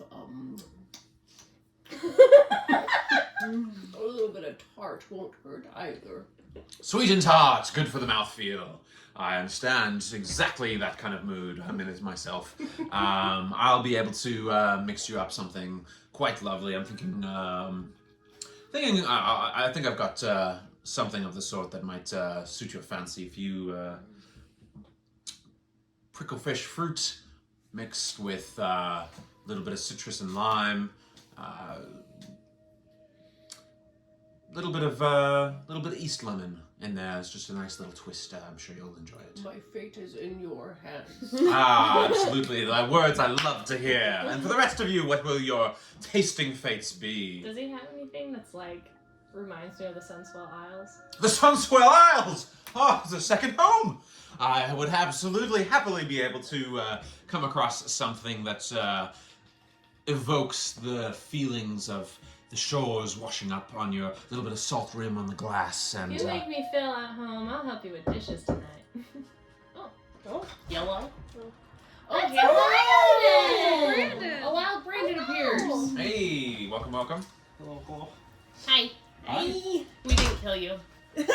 Yeah. They also still don't know that Slate is dead. Still don't know that Cackler's dead. Surprise! So, at the current moment, we're booking rooms. Cool. But yes, I'd be happy to. It'd be my honor to evoke something. And don't worry about dishes. I tend to care for them just fine myself. You actually look a little closer to him. This dude's a water genasi.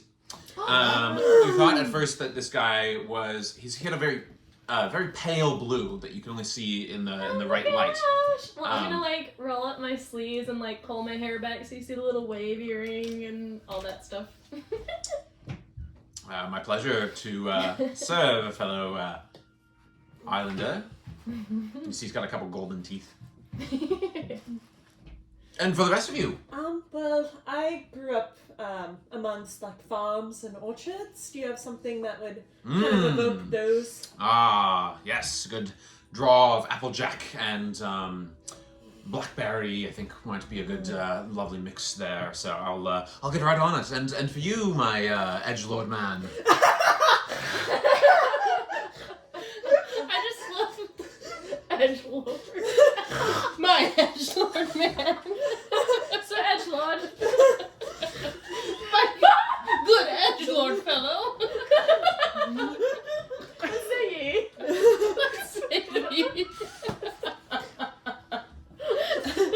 He is the darkness. I was gonna ask for the friendliest drink he had.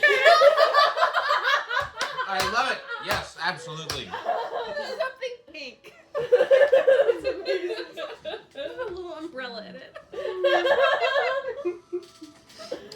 Beautiful. A straight pillow fruit drink for you will do just fine, I'm sure. And I will happily sip away in my frilly pink drink. Do you have your parasol out? Not inside. It's bad luck. Flo would make you close it. Yeah, I'm gonna have it open. And for the big fellow, Your most upstairsiest drink. yes, your most upstairsiest drink. Something tall, I'd imagine. Something tall would do just fine. There's a look of a Skefmern among you, if I don't miss my guess. So I'll pull up something. I think I've got a little bit of mammoth's milk still on the cooler there. So Oh, you do milkshakes as well? that we could. If it's suits the appropriateness, but I take my pride in reading the palate of the room and dishing up us accordingly. If you don't mind, I'll pull something up and share a little bit of drink yourself, hey? Slate's drinking mammoth's milk at the bar. What was all laughing about? He addressed Tennille as my dear edgelord. And I ordered something pink with an umbrella. Yes, pillow juice. Pillow fruit. Pillow fruit juice. Oh, it's just pillow. Pillow juice. We juice pillows. It's very soft. Are you Have converting you a ever pillow seen into the juice? like lemonade with like the cotton candy on top of the Yeah, straw? yeah. No, like, You yeah. guys like pillows. Well, my dear friends, I am glad to see that you're in such high spirits after such a dreadful day. But we come ever-ending to the next turning and must move forward accordingly. What brings you to this neck of the woods, my fine Lucent Lodge? Well, we were considering staying in another establishment in town, but unfortunately, seems a terrible thing. Fate has befallen that. Oh, do you mean the ramen shackle? Oh, yes, terrible what had happened there. Truly terrible, truly dreadful. But, good for business. Yeah, have you heard anything? I have. I'm a bit of a rumor monger, a gossip man myself. I'm sure you understand the trade. Those seafaring days, so long ago, so long. But I have always kept up a quick tongue and a friendly bit of talk with the local traveling parade. We get a lot of talk traveling here. It's almost like a port.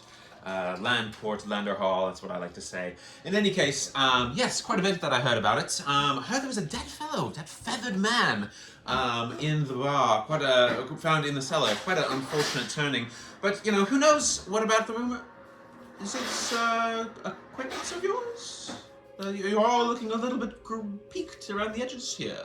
I don't know. We're just really worried about what's going on, and we're hearing cackling laughter, and we're hearing about places burning down. Well, yes, the laughter is a bit of a sad thing. That carnival, really bad business, really bad for business, as it were. But it's truly sad about the missing folk and who have gone there, and of course those who have come back not quite sane. I'm usually a rather jovial, lighthearted man, but I have to say that my heart goes out to those families who have dealt with that. As for the inn, well, I can't say that I'm too surprised. Kierbald was never known for his sense, the old rascal, but we did share a stiff glass of carrot juice every now and then, Carrot juice? This is a non-alcohol bar. Natural drinks. I'm a vegetarian. No meat. Also, we just found out the Cackler died. Did we? Not officially, but Well, there was they a pulled a feather feathered first. body from, is what he said. The room, according to rumor. Yeah, I mean, So, we're making an assumption. What there. what news on from your road, your end of the words? Eh? What? The mirror blades keep marching. Oh, ever marching those mirror blades. really bad wind on the road. Yes. Yeah, oh well. I know we've been getting a little bit of a cooler wind. I must ask Duskbane next time he comes in for a drink. Is that the tabaxi? Indeed, yes. Bane of Dust in his Paws is his full name. Bit of a mouthful, so Dustbane as he goes. Big fan of cream, that man. Can't imagine why. In any case, He's a good customer, nice man. But yes, he has been saying that the winds have been blowing all this way and that. But what do you mean, bad winds? What sort of things do you mean in that way? Well, he would have had a horrible time on the road. There was so much dust in my, I don't have paws, but in my ears and my nose. Dust, you say? Dust blowing up from the Aluma Desert, perhaps? That's a Ash. long way for it to go. It was actually ashes. Ashes. Coming Now that from is the southwest. unfortunate. We have a bit of that in our ears now, of course, after what happened over at the Ram and Shackle. But I'm sure Curebald will be able to pull things together. Somehow he always manages to. Not sure. He never came from a man of means, but supporting 3 daughters after his wife's gone, it's a tough life. But he manages all right. Speaking, we've had he has 3 daughters. We only saw 2. I think. Well, they're not all attached at the hip, my dear. Yes, but you'd think all 3 would be there, like right after the inn burned down. Well, I don't know for sure. I've never had my inn burned down, and I've never had daughters to come and witness it either. So I can't speak to that personally. It's a shame, on top of all the other financial problems he's been having. Sneaky grandpa. Sneaky grandpa. Oh, what did you mean? Oh, you'll have to forgive me. We're not from the area, but I can we tell. overheard that he's up to his eyebrows in debt. I saw him talking to one of the moneylenders. Oh, one of the Scoven boys, hey? Seemed to be. Well, that explains why he's always able to eke by. I wonder how he manages with interest. Interesting. Well, the poor man, I do hope he's able to pull through. Perhaps I'll be able to help him out if should needs be. We do pretty well sending business each other's way. Like a little healthy competition now and then. And it's no fun if the competition is beaten by somebody else. It's no fun. Do you have any suspicions as to who did it? Suspicions? Well, the word is that it was some sort of arsonist gone wrong situation. This feathered fellow blew off his own head and splattered flame all over the place. Caught fire with the alcohol, that sort of thing, and ba-boom, as it were. Supposedly, no one else got hurt, thank the gods, and the Alusha, and everybody else we all honor here. I'm a bit lukewarm on the whole religion idea, but, some folks are nice. Do you get many feathered folk in the city? Well, the feathered folk are few and far between, so they tend to stand out. Haven't seen very much the past few years, now that I can think about it. But, Well, one travels so, as it is. I hate to say, but if it's arsonist and feathered, sounds like our arsonist. Your arsonist! That is quite a juicy piece of gossip. I can't wait to hear more. We Grandpa's had gonna sadly sip his fancy we had drink. a loose acquaintance with someone we later found out was an arsonist. Are Ah. we sure? Are they sure? Did they? How? Is any rumor ever sure? How does one know anything is true? He is our friend. Was our friend. Is our friend. Well, it is rumored that I'm very sorry for your loss. I saved most of it except for my pencil. Nice. But he sort of said, like I said, breakfast come turning is free, is included in your rooms, and let me know if you need an extended stay. Words have been bandied about talk with the constables and a bit of legal trouble forthcoming. So if you do need a place to stay, I might be able to get you a discount. I do feel very badly about all this.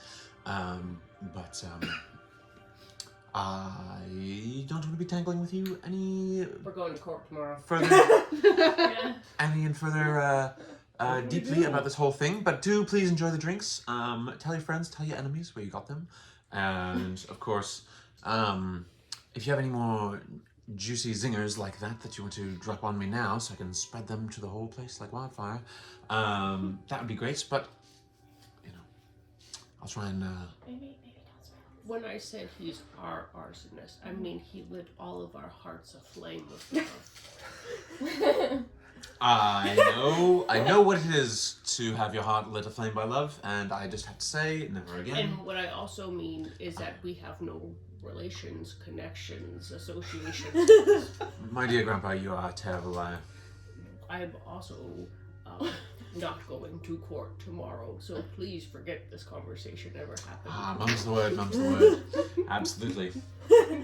Well, in any case, talk to people.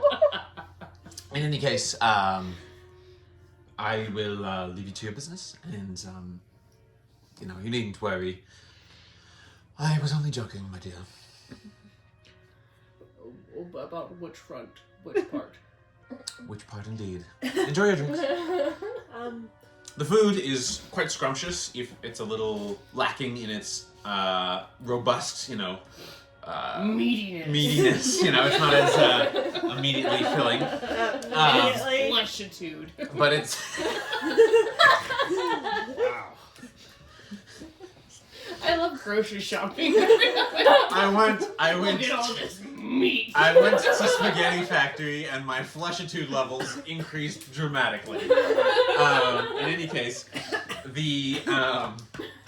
it's safe to say that he is a weird one to figure, but the food he's presented and the drinks specifically, he seems to have pinned each of your flavor preferences quite nicely.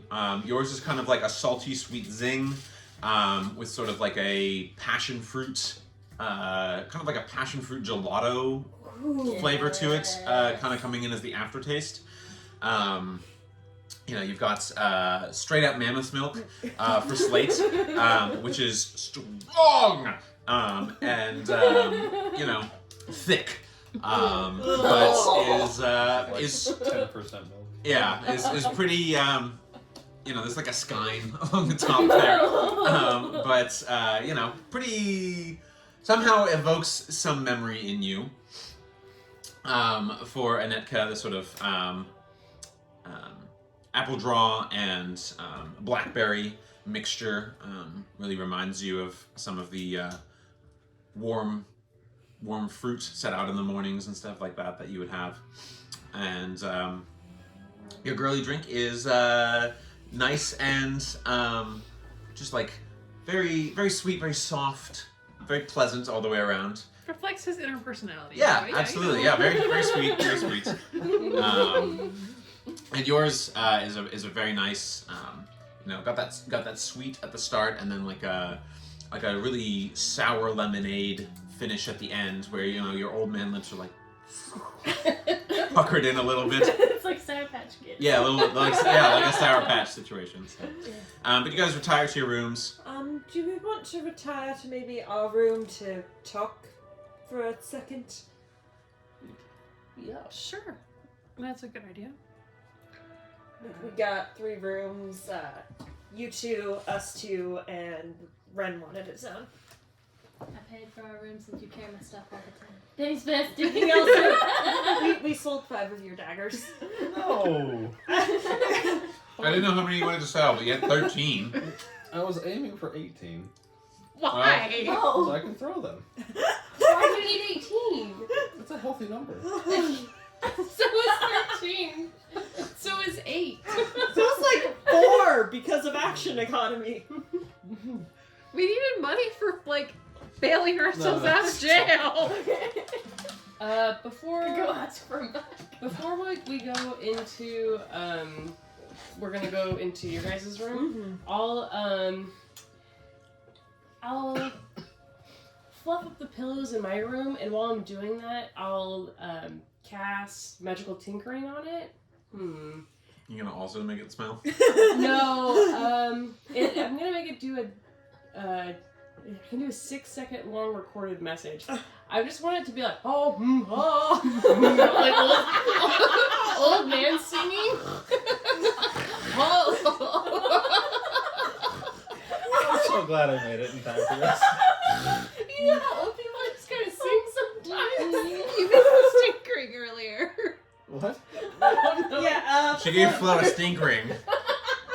so Flo was going in with one of Ren's disguise potions, but they Yeah. only last 10 minutes, so 9 minutes in, the ring was gonna smell like rotting shrimp. To give her, excuse to find a bathroom real quick. Was it a ring of rotting shrimp? Why would it smell No, like that after? it emits I a can bad make smell. Where did you get this? Whatever. It was one of her regular rings, one of his abilities. And then, That's like So we've got the old man singing pillow. and I go into Ferris Bueller stay off. I'll go into Neil and Slate's room. I'll kind of do the same thing, but this one will be like a very trying to be like,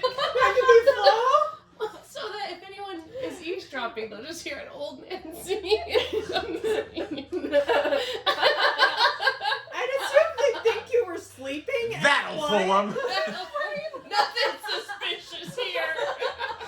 We're not doing anything. Or maybe I'll do Flo and Slate's room as like really loud Goliath snoring.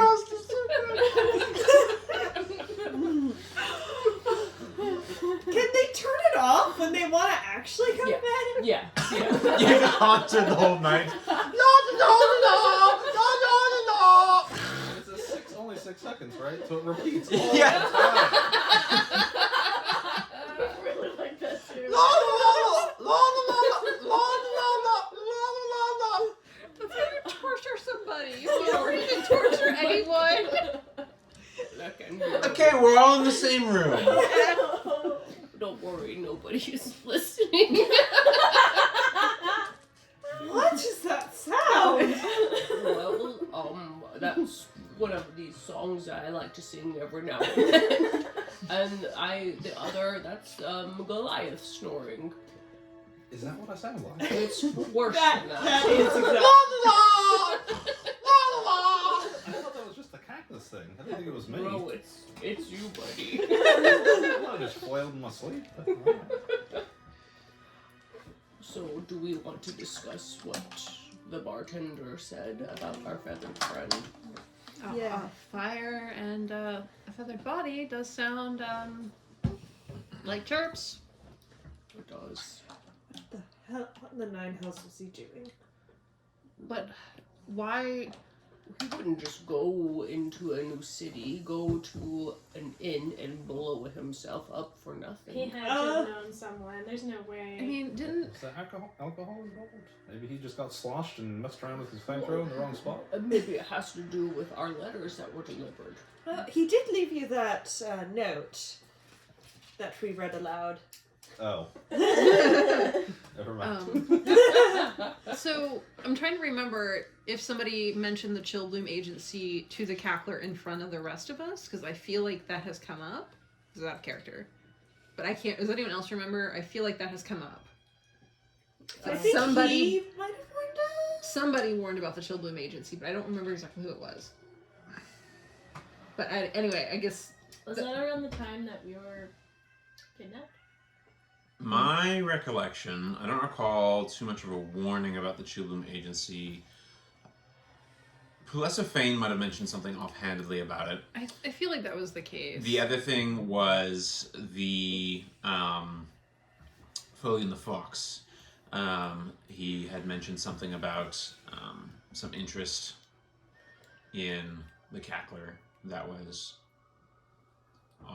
along the southern lines.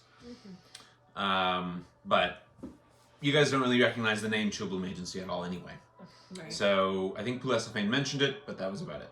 Yes, I mean, we know there were people after. I mean, he, I think essentially, from the snippet we got in the Lorbright office, he seems wanted in the south for making explosions. Which begs the question of why he agreed to go south of this in the first place, if he's not exactly welcome here. No, we did invest a lot in that disguise mask Yeah. doodad. That's true. He got a letter, didn't he? He got a letter, didn't he? You saw him get handed a letter by a Kulukon like the rest of you. Yes. Each of Yes. you got one. What? Well, you two shared one, but everyone else got one. Apparently. I had to share mine. Oh my gosh, I didn't even get a letter myself. I didn't even get my own letter. Classic little sibling. Mm-hmm. And could it have been something in the letter that he just sort of snuck off and then that sounds like Chubbs, but Well, he knew something was happening, or else he wouldn't have left Slate that note. So I think it's a What safe. did it say, by the way? It says, the name is Alistair Singe. I'm the one you know as the Cackler. I know not if or when we shall meet again, but if you find yourself down south and in cahoots with the Cove's Key, mention my name to Virtuous Vint. Huh. And he reverse pickpocketed left it on your person before he left. Would I know anything about the Cove's Key? Make a history check. We've heard of the Kovsky is involved in the missing lumens. Mhm. yeah, and Mhm. like Yeah. Brody also warned us about the Virtuous Vint. 16. 16. Okay. Koski is a powerful criminal enterprise centered around the Night Cove and other parts of Shadvir and the Shaded Reach. And you would remember that during your escapade with the Patchpoles gang was one of the rumored interests in the missing lumens, and perhaps the ones who commissioned the theft of them via the Patchpoles. So, with that role, you would at least also know that they have a reasonably good, or reasonably... They don't have too bloody-handed of a reputation as far as criminal gangs and pirate groups go. They have a non-insignificant number of vessels at their disposal that they use based through the Night Cove to ship and run goods. That would be sort of your wavelength of knowing about them. Yeah. From Flood. I'll communicate at least what I know to everyone.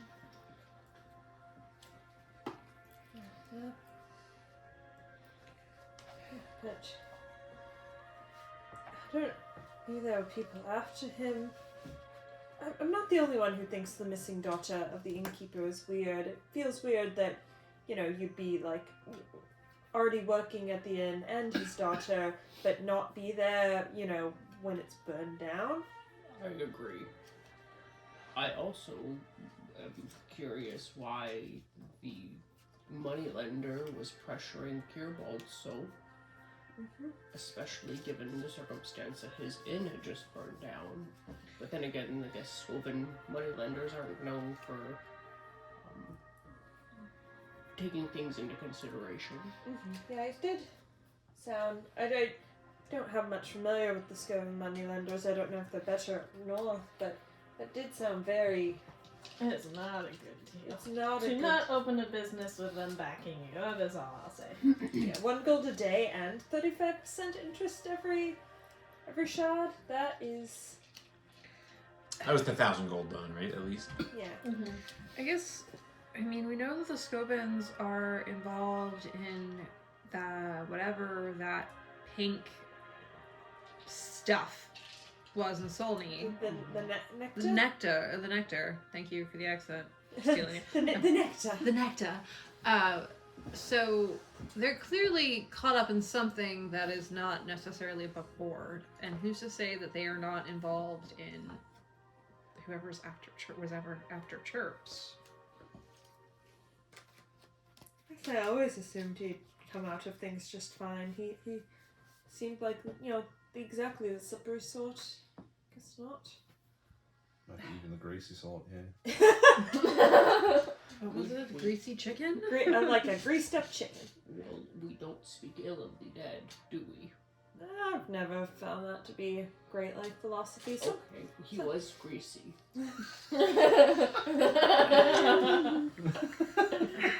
So, on Merciless. to serious matter.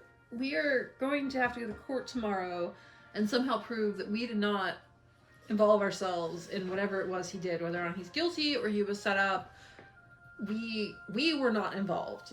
we have Wayne backing us that, you know, the reason we aren't in jail right now, we have Wayne backing us in that we were not there, and we also, he did introduce himself as the Cackler, but he was in his normal human disguise. He was not a feathered. Well, I mean, that's... I guess I wanted to ask, do we want to put forth his note as evidence that he did this independently of us? I was thinking we should eat that note. Right, I mean, that was the other option of we can burn it right now and it never happened, but... I mean, I'll eat it if you want me to, but... I mean, do we want to deny any connection to the body? The body in the basement? Well, all that people have seen since we've been here is the daviest of all daves. That's very, very true. They don't have anything to connect a Kenku to us. Though he did... Except for the centaur. Well, Dave. Was he Dave when we He introduced were approaching himself the as city? the Cackler, but he was disguised as Dave. And I think started going by Dave because he introduced himself as the Oh, yeah, Cackler, and and then they we were got like, weird Laughing looks. Yeah. Plague! Yeah. So we just... you know how the... Pink plague. How you respond to calamities. Laughing plague! I kind of think we're past the point where we can deny relation to him. I think there's already enough speculation that it's better to be like truthful, but give them the evidence we have of him going off on his own. Also, if this is Landerhal, is that part of the Sonian Reach, or is that It's part of the Shaded Reach. The Shaded Shadvir's Reach. Okay, maybe we're okay. But I was gonna say that The Kovsky are severely not loved in the Shaded Reach. So having a connection to that might not be a good thing. Yeah, it's also... Because they're a very law-abiding society. Kovsky is like the criminal underbelly equivalent of them. Yeah, I would also point out that we're admitting the connection to the Cackler, we're also admitting we brought someone in a magical disguise into a city and did not tell them about it. That's Probably true. not be a magical disguise with a known... And then they might think that, oh, you are trying to hide something that he did, or that you all did. Yeah, and they didn't clock him as a mage, and they only clocked me, but, you and Chirp was, an arcane practicer, and they don't like that. But if they find out that we are lying, somehow, if we're just having a bad day, that also could make it... Could happen to even- anyone. even be a more bad day. I mean, Extra cat.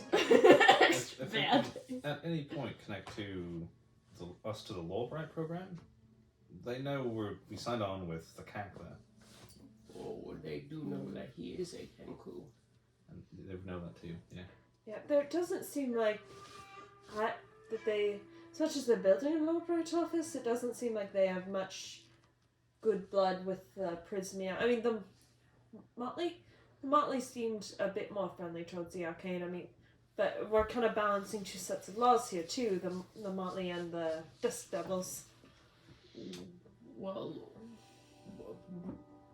we can be truthful, maybe without the part of with the Kovsky, and just describe that this is our friend, and he must have gotten caught up in something that he didn't intend to be in.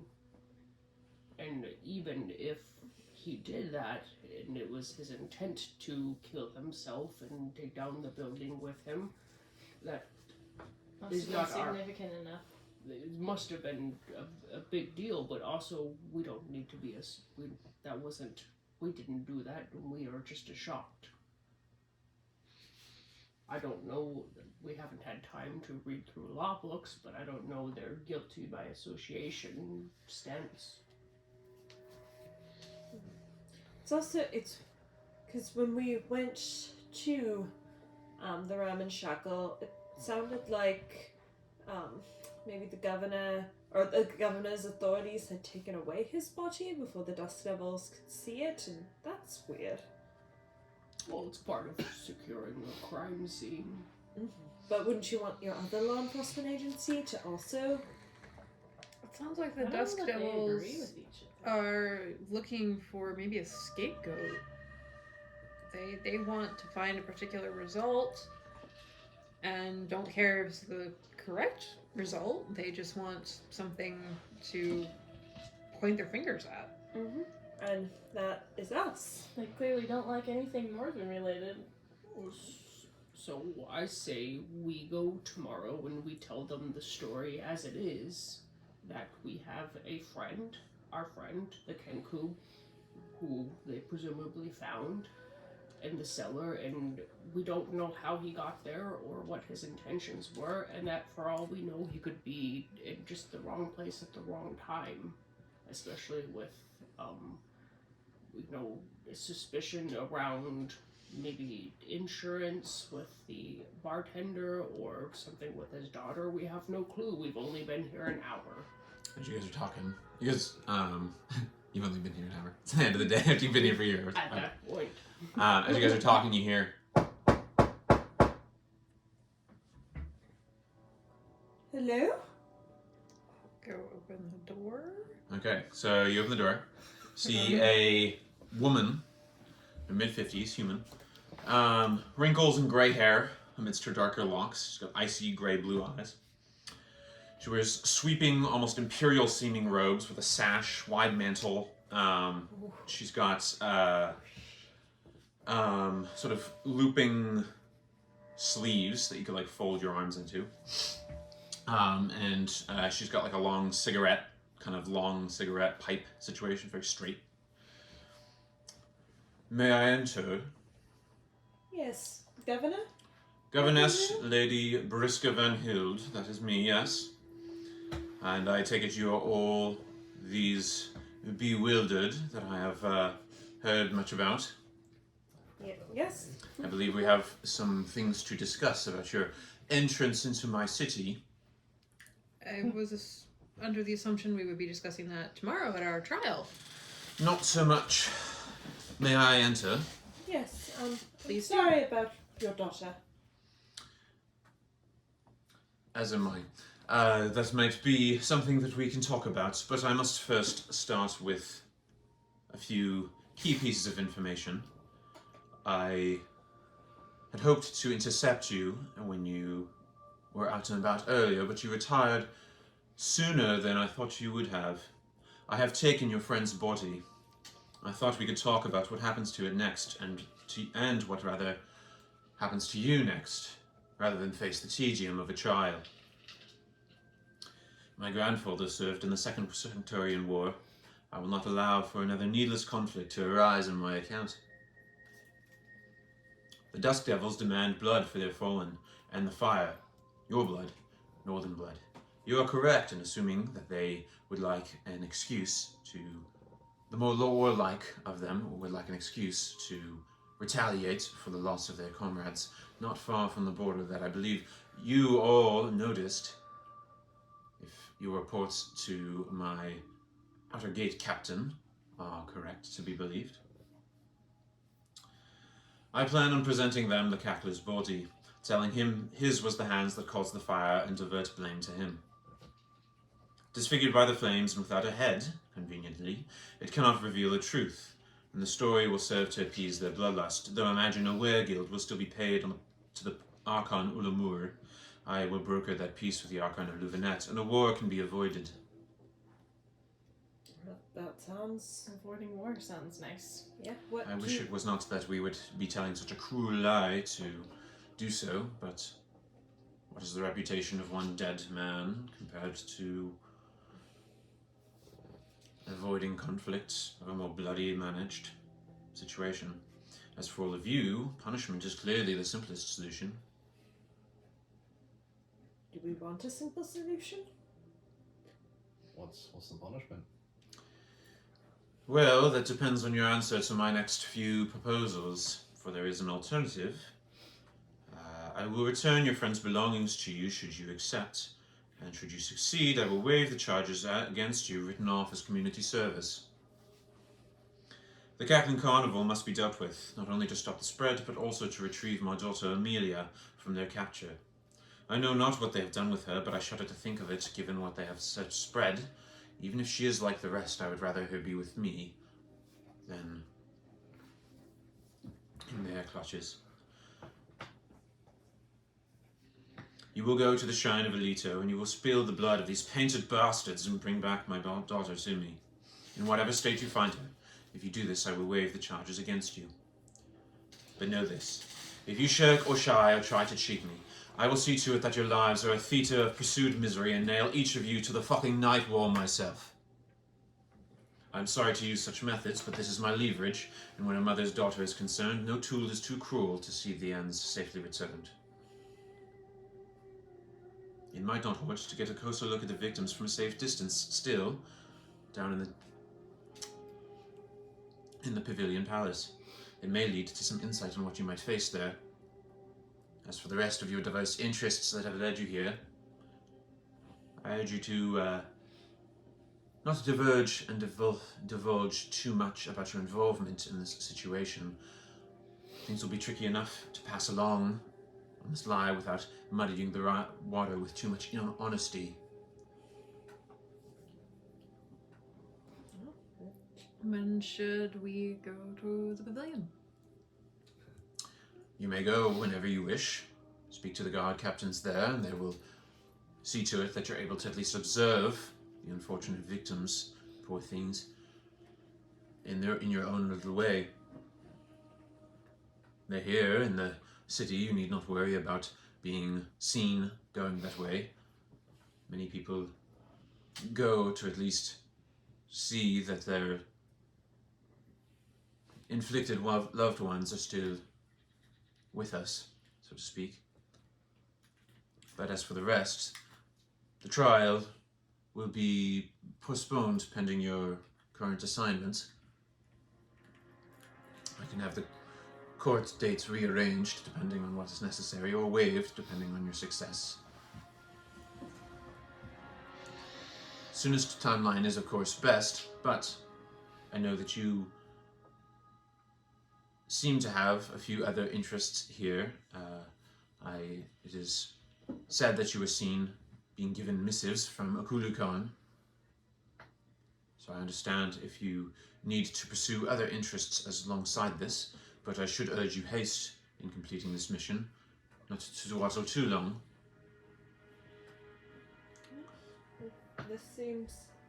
I mean, the Cackler and Carnival sound like horrible people. I think we'd be doing the world a favour by... I agree. Wiping them off the map would do much best for all of us. Why would you have a group of strangers do this instead of someone in your employment? Fair question. There's a reasonable panoply of answers. The simplest fact is that all of you are expendable, and given your current situation. The secondary fact is that specialists such as yourselves may succeed where soldiers have failed, for even a few Dusk Devils who have attempted to retrieve their own have come back maddened by this affliction that the carnival is spreading. I am hoping that your unique blends of skill sets might be able to secure success where others have failed. And truth be told, I cannot afford the loss of other further individuals, whereas, as I said, all of you are expendable, and I can deny any kind of plausibility with the influence. And of course, should you end up gone from this tale, that would tidy up additional loose ends, having to worry about pressure from the Dusk Devils to turn over your heads. I prefer my head not turned over to a Dusk Devil. As do I. Are we all okay with this? Well, one thing. Gesundheit. Any more? I don't think so. Could you describe some of the belongings that you found on the corpse?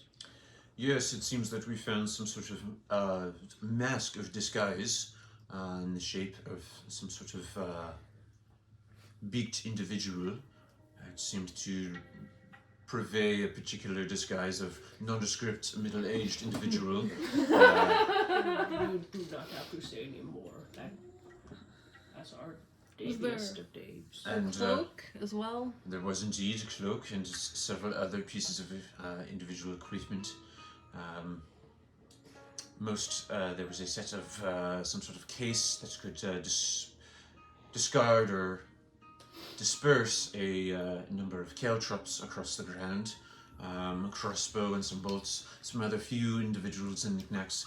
As I said, I have the pieces here for you, should you accept my offer now, as a gesture of good faith in our agreement, but also as tools that you might be able to use to assist in the completion of this mission. Do we accept? Makes no mistake, I don't usually make house calls, but this is a bit of an unusual situation, and I cannot have you be seen entering my abode at this time. We all good? Seems like the Seems fair. best course of action. I do have a question now. I've heard that this laughter can spread. That is correct, it is spread very far through our city, through our proximity. Is there anything that we have, resources-wise, to help prevent that? To my knowledge, not even magic has been able to prevent it. Those who have been able to create a magical silence do not seem to be able to block the effects. Our best guess is that it is coming through on a spiritual level rather than a sonic wavelength. So the researchers and magically gifted among those who are attempting to solve the problem have told me.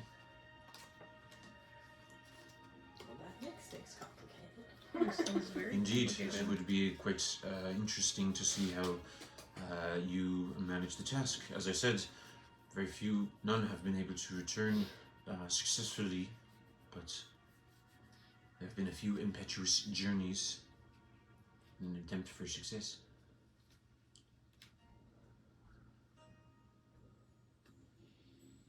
We would like to take our friends' belongings. And then I deem that you have accepted my proposal. That's correct. Very well. One moment, please. She steps outside for a second with a sweep of her robes and comes back and brings it in. And she's got, she's not a bulky woman, not built with muscle, but she seems to be easily carrying this chest and sort of sets it on the ground and opens it. You see the robe and everything. You may keep the chest if you wish. You will find all of his belongings that we were able to secure for you. I bid you good luck, and I will, of course, deny and disavow any trace of this conversation. This, of course, never happened, should you fail. I will have it be known that you are doing community service on my behalf, so that you are able to safely leave the city. An agreement come to terms on a rather after a extensive private trial.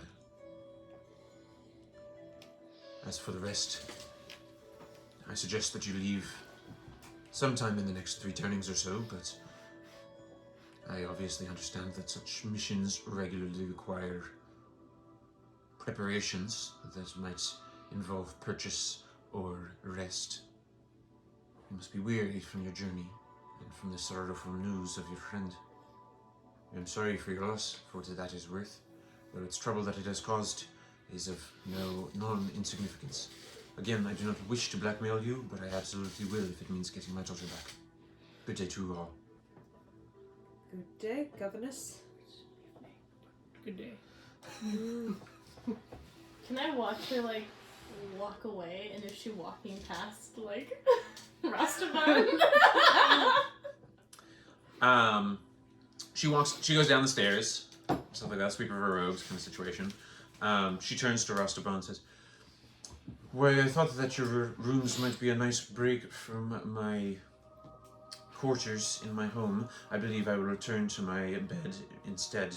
They're not quite to my liking, but I appreciate you giving me a chance to look at your private rooms alone. Good day, sir." So you get the sense that she had some sort of cover of that she wasn't just marching up and stuff like that. Sounds like a woman. She seems like a woman who covers her bases generally on those kind of fronts. Oh, yeah. Sharp lady. Okay, so not quite the law and order place we thought. I'm not surprised. Okay, well, we're not on trial. We just have to infiltrate a pavilion full of magical laughing people and rescue the governess's daughter and Just not hopefully she's still there. not go mad ourselves, you know, just Yeah. Or, Yeah, you so know, just to get clarify, nailed the to right wall, daughter and the that's fine. Cirque Carnival aren't at the Pavilion Palace, they're at There's the the Shrine of Shrine of Lido, Okay. between the two border cities. Yeah, So it's a couple, it's at least a turning's travel away. Okay. But she suggested that you look in on the Pavilion Palace to get a sense of what you guys might be facing, some insight from what you might find there. And also, she seems to be at least aware of, you were cited with Akulukan and the stuff like that, and people would have overheard it, so you gather that she knows about, seems like she's left you an opening to at least be able to follow up with that first before. Cool. We bought you a fancy, a nice jacket. Oh yeah. You've got a nice cloak, like robe kind of cloak thing. And you also have a fur-trimmed cloak from Skefmir too. And quote You would like from more. quote directly from Renostis, you look like a menacing toddler. From your old like ripped up. Yeah, I was in rags before, so that's quite a step up. Rags to riches. Rags to rippling furs.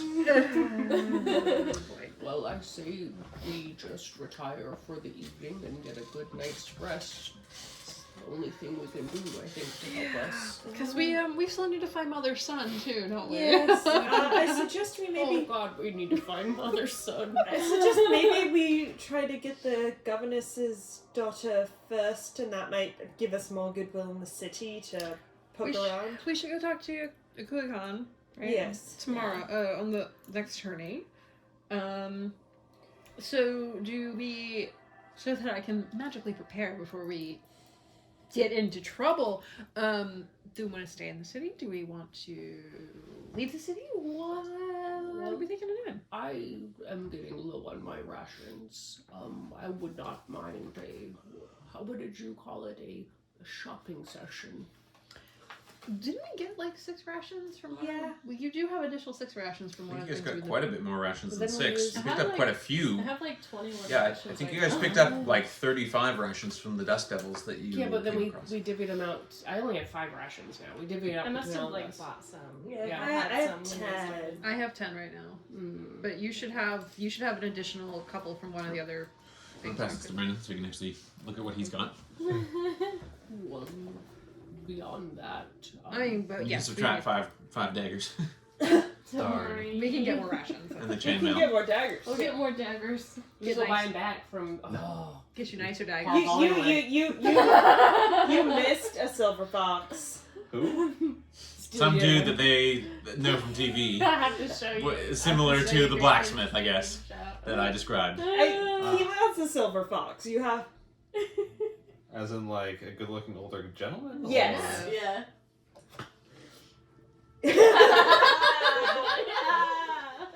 He dated a 26-year-old. He's 57. Oh That's my just- God. That's a little creepy, but okay. Creepy. Because he's a fox! Also, Sneal apparently has a sacred sword hilt too. That Oh, yeah. dates back to the founding of Landerhal thousands of years ago. Yeah, it's like a really rare. He also has a sword. set of plate mail that's really cool that Slate would probably want, and also a set of plate mail fit for a centaur.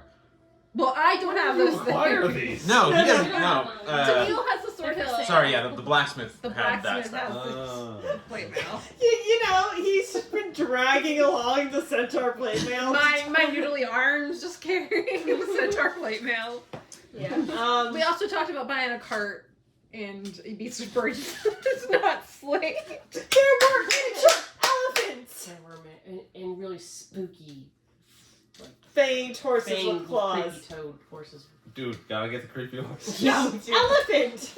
Creepy horses. The creepy horses have like embers in their manes too, Oh, yeah, that's the most important thing. I'm sorry. We have members in there. and heavy metal music plays when they gallop. Also, if we do want to buy a wagon, wagon. We're enhancing abilities Slate so he can flirt with the guy, and Oh god. not that Slate actually has acknowledged that guy was majorly flirting with him, but you know. I think we need to have a conversation with Slate before we let him do that. So yeah, I take it you guys are betting down for the night. Yes.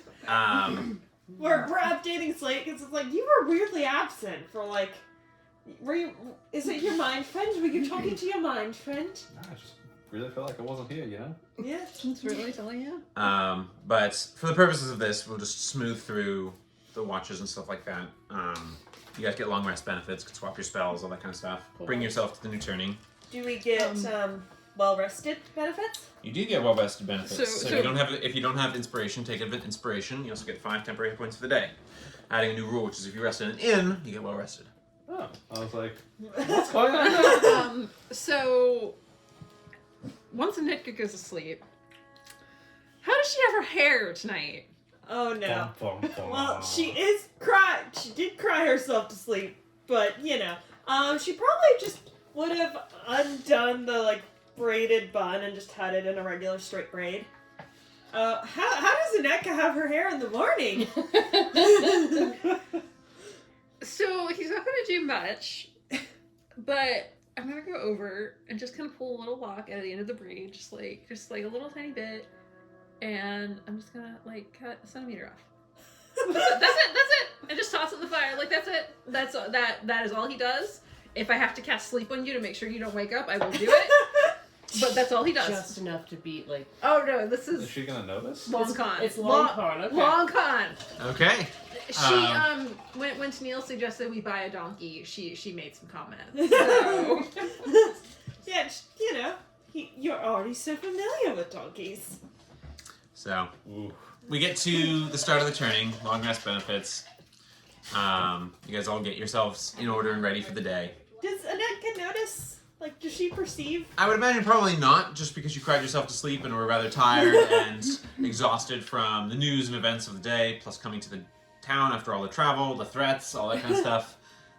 Probably tuckered you out at the end of the day. Yeah, she'll go. And it's not hard to, do that once you're asleep.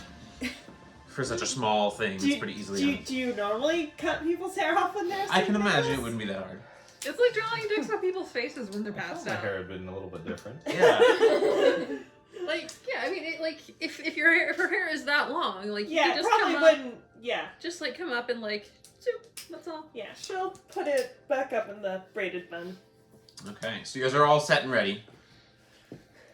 You go down and enjoy your complimentary breakfast that comes with the private rooms. Rustbon does not seem to be making too much of an early morning appearance. Seems like he's a late sleeper, but he had the breakfast delivered to you guys' rooms nonetheless. Did we go through the chest that she gave us? Yeah, it has Cackler's equipment. I can read you some of the lists and stuff like that. I'm still waiting for all of it from Nate. Okay, Yeah, no worries. if you just want to maybe post it in the WhatsApp, I don't think Yeah, we're... once it's probably not going to come up immediately, at least I would say. Okay. Except maybe the magic item stuff, maybe.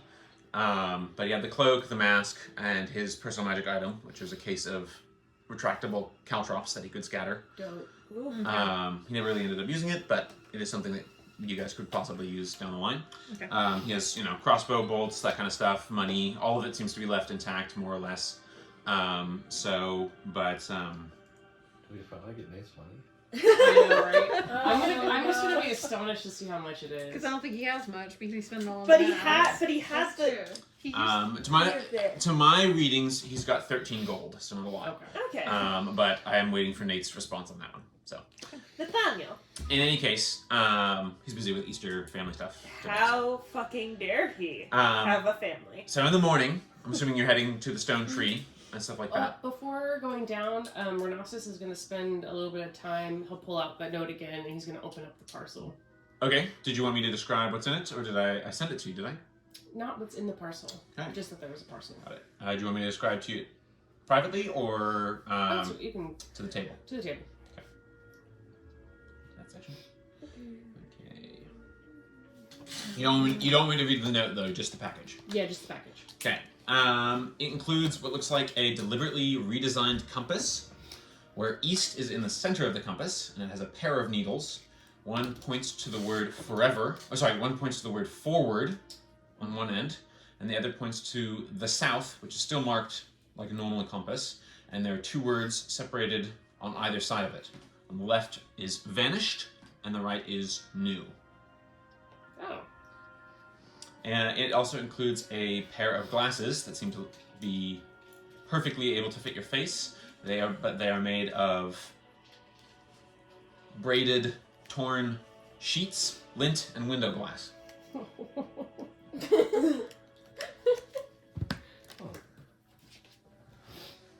I'll put them on and then look in the mirror and just be. It's a look. I mean, the window glass obviously doesn't do anything for you as far as the actual magnification goes, but you know, the thought was there. And I'll put it in my little front pocket, and anything like I'm gonna check out the compass. Is there anything written on the back of it? There was not. Okay. So east, and it says 2 needles. One's pointing forward. The other. One's pointing to the word forward, Okay. and the other is pointing to the to S, like south on the compass, which is still in its normal position. Mm-hmm. And on opposite sides of it are those 2 words, which Okay. I just scrolled away from. Vanished and new. Yeah, vanished and new, on left and right, respectively. And if I do like a circle around the room, do the needles change at all? They seem stuck on their locations. Okay.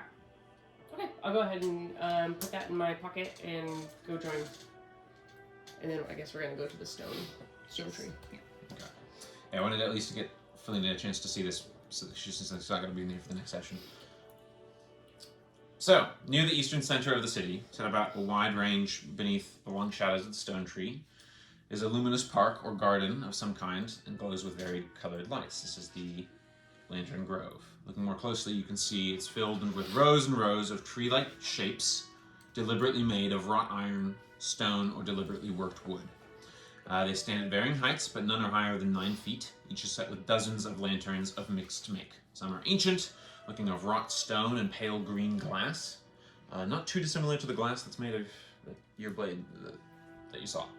While others seem to echo the make of lumens as round orbs affixed with delicate wire, although they're not actually lumens, they don't seem to be glowing with the same kind of ambient sunlight glow. Others are still are made from traveler's lanterns to be on carriages. Some are delicately made from paper or wood in the shapes of birds or beasts. Some have flames, some have an ambient glow, some have a mixture of the 2, some have smoke or mist that flickers with a silvery light. One looks like it's got bottled viridian lightning on an especially tall and slender iron tree. But you get to the stone tree itself. The tall, leafless, branching idol at the center of this idol-lined path. This huge tree that branches out, and it's astonishing how it doesn't look like it's carved. It looks like it's somehow a living thing. You can see thousands of carvings and markings that seem to be engraved on its trunk and its branches, and they seem to almost like dance and quiver in the wind. You see all of these, hundreds of these lanterns that I've just described hang in the tree as well. And looking closely, you can see at the roots there is a yawning dark hovel that leads to an empty cavernous dark below. Getting closer and closer, you can hear a slow drip of water. Standing at the roots there is Akulu Khan, the centaur, with his mask present, and he sees you approach with the rest of the party. Hail, Ranshani. Pleasure to meet you yet again. I'm glad that you were able to make our meeting.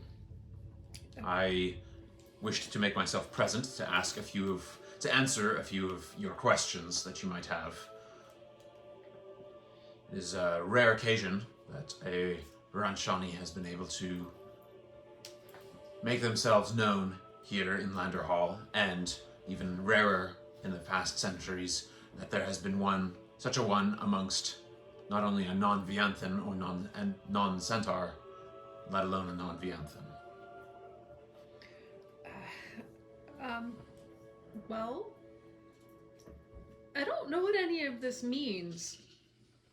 So if you could explain, that would be amazingly helpful. Very well. I will do my best, although that is a little like asking to explain the entirety of creation to you.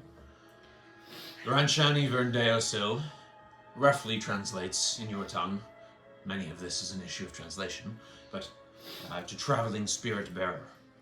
The Elusha will find you wherever you go, for good and for ill.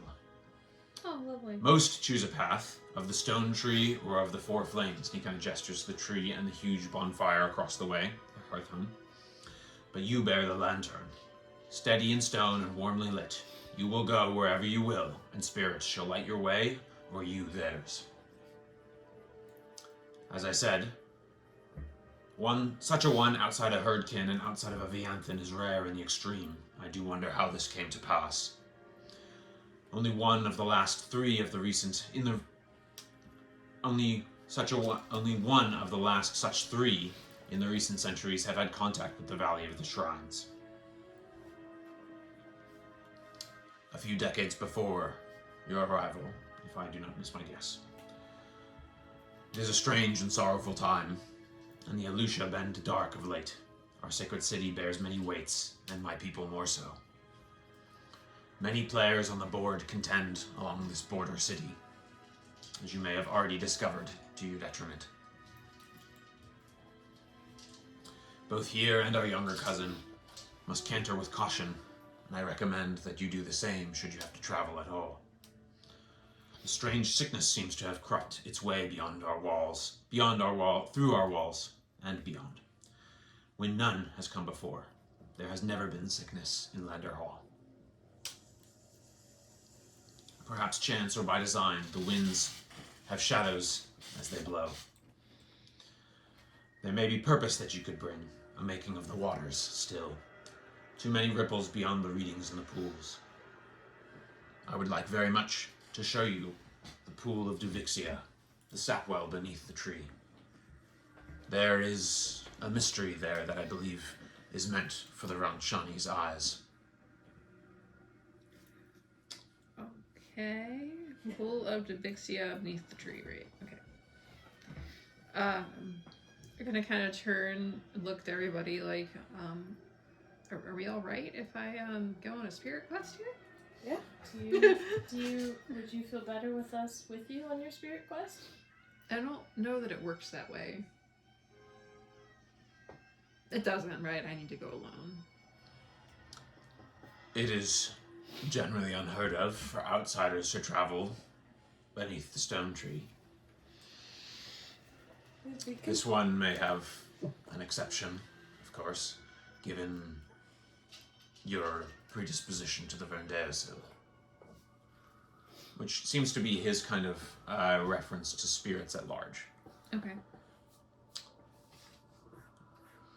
The time that I have set aside here for you and for my time here in Landerhal grows short. My people are waning, and we must get our next journey forthcoming soon. We travel to Vanasil to consult the Dohatia crones, who may be able to assist in seeking our lost herdkin and healing those afflicted by this strange illness.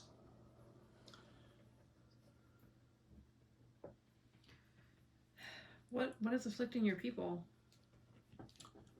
The affliction of laughter that you hear seems to be affecting my folk as well, when no centaur has dealt with such disease before. Though I do understand that a lesser variant of this disease seems to have existed in previous time amongst the bipedal kind who walk this land.